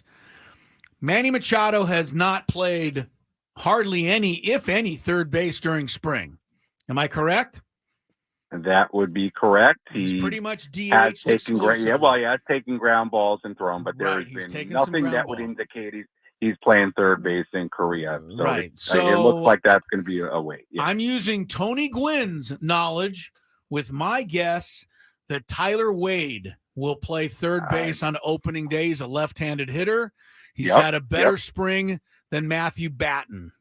Do you agree with that, or do you think that's I do. a reach? I do. I don't think that competition is settled per se, but I will say the fact that Wade's a lefty bat, the fact that he has a good amount of major league experience, he's had a pretty nice spring. I do feel more and more like the likelihood of him making this club is going up. And yes, I have no problem with that. No problem with that. All right, we'll start in right field because that's the easiest spot. We've got Fernando. Center field. To me, it's between Azokar and Jackson Merrill. And for the reason that Jackson Merrill's left-handed, a little more exciting, I'm putting Jackson Merrill in center field on opening day. Okay. What do you think about that? I agree with you. Agree with that. Wow. All right. So we're down to left field. This is the tough one. You Left think field. this is the toughest one? Well, look, I'll say this.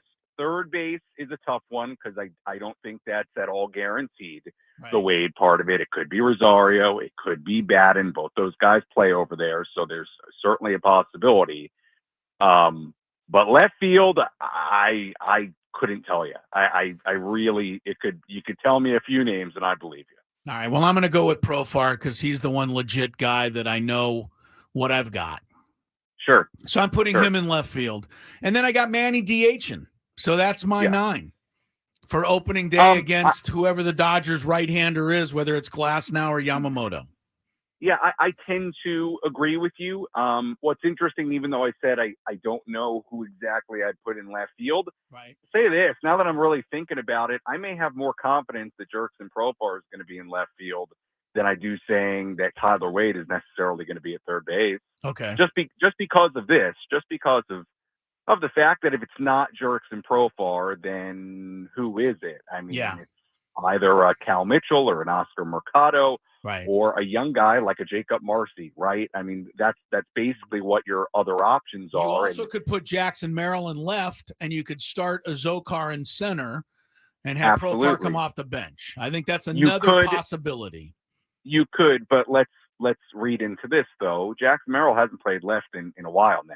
Spring training. I know he's playing center. Basically playing exclusively center field. So I think that is one of those situations when you talk about as young as he is, as inexperienced as he is at the upper levels of the minor leagues, you're not putting him in center field every day if you don't intend him to play out there. And at this point, I don't think we're making any headlines. Be a starter out there in center field. Okay. So, I will say this as far as Profar as well. The fact that you paid him and he's here and you signed him, I just think that lends itself to and you know what you got in Jurickson Profar, essentially, whatever he is or isn't. So yes, I would lean towards Profar in left. Wade could be at third base. I don't know that that's a guarantee. I don't. We don't know. There are other options there for sure, but I tend to agree with you for sure on Profar in left field right now. Yes. All right. So let's just say that I'm right, and that's the 9. Let's just we'll use that as our base. Now we've got to find 4 or 5 other guys who are coming off the bench for opening day. And we know Higashioka's got to be one. We're assuming Batten because he's gonna compete with Wade to play a third. And we're assuming Azokar is definitely going to be a backup in the outfield. So there's a couple of more spots. And there's so many guys in the running for these spots. I mean, if you have one extra infielder, is it going to be Rosario? Is it going to be Graham Pauley? Is it going to be Tucupita Marcano? Who do you give the edge to in the infield? Or is it going to be Brett Sullivan, who could be a third catcher and also play in the infield? Well, look, I think the hard part about it, Chris, is that all these guys sort of fall into different categories in different situations, right? When you're talking about somebody like, let's say, a Brett Sullivan, well, that's carrying basically a third catcher on your roster, but essentially a third catcher that you don't expect to catch all that much, but it could free you up a little bit if there's days where you want to have Higashioka catching and Luis Campusano DHing. Well, then you feel okay about it because at least Brett Sullivan's there. And the fact that Brett Sullivan has played some different spots and has played first base during this spring training, which the Padres, I mean, they need another guy one way or the other that can play some first base behind Jay Cronenworth. They have to have it, right? And I suppose Jurickson Profar fits in there as well. He can play over there. We know that. But look, the fact that Sullivan's a left-handed bat, the fact that he can play some first base, yes, it lends itself to an advantage for him. But I think the real question when you talk about this infield, outfield, bench spot situation when it comes to guys like, let's say, Marcy and Pauley, the question to me becomes, are the Padres, more inclined to let those guys go take at bats every day in the minor leagues and just roll with, let's say, guys like a Wade or a Mercado or a Batten? Or are they in a spot where they would be comfortable enough? Let's use Graham Pauley as an example, somebody who can play some different spots.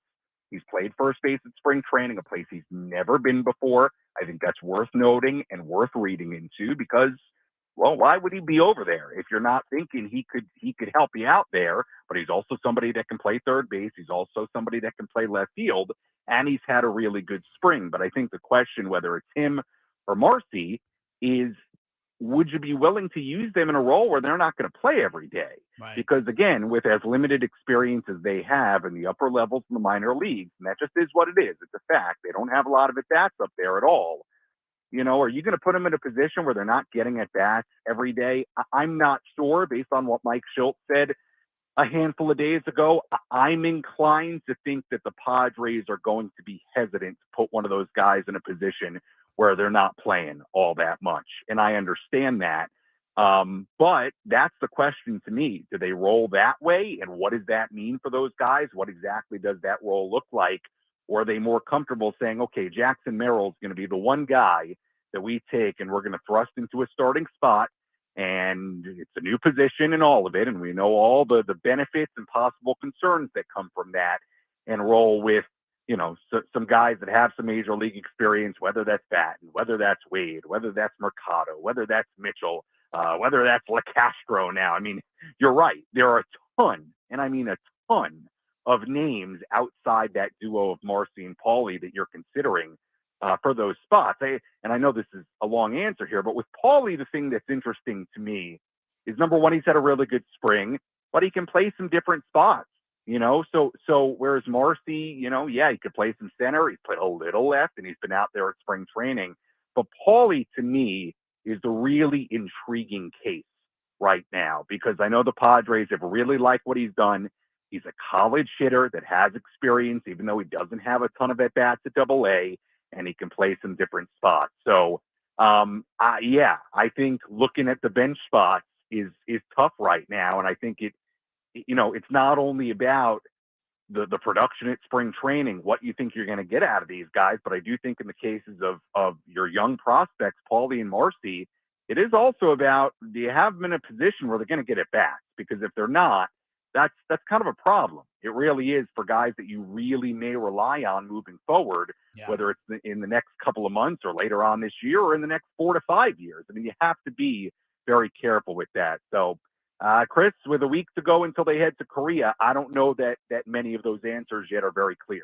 Yeah, I think that's a good way of putting it all. Sam Levitt from Peoria, where he got shut out of his day at the Scottsdale Day Spa because of the rain.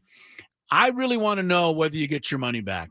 I mean, honestly, I feel like I have something invested in this now. Will you send us a text or let Skraby or somebody know? I don't want anything to do with it. Well, just put it up on Twitter. I don't know. I want to know. I think everybody listening out there wants you to get your money back. And if you don't get your money back, we want to know the name of the establishment that didn't give you your money back, so that we can put some pressure on these guys. Well, we'll see.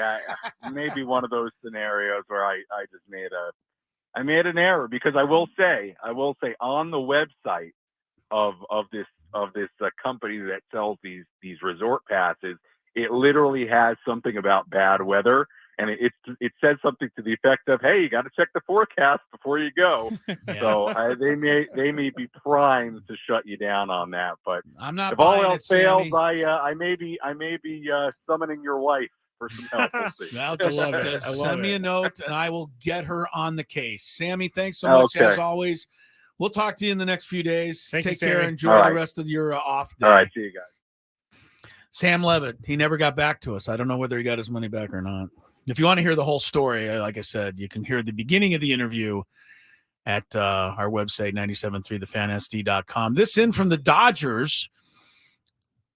Dodgers saying that Gavin Lux is going to have to play a little better defense, or he could lose his job at shortstop. What?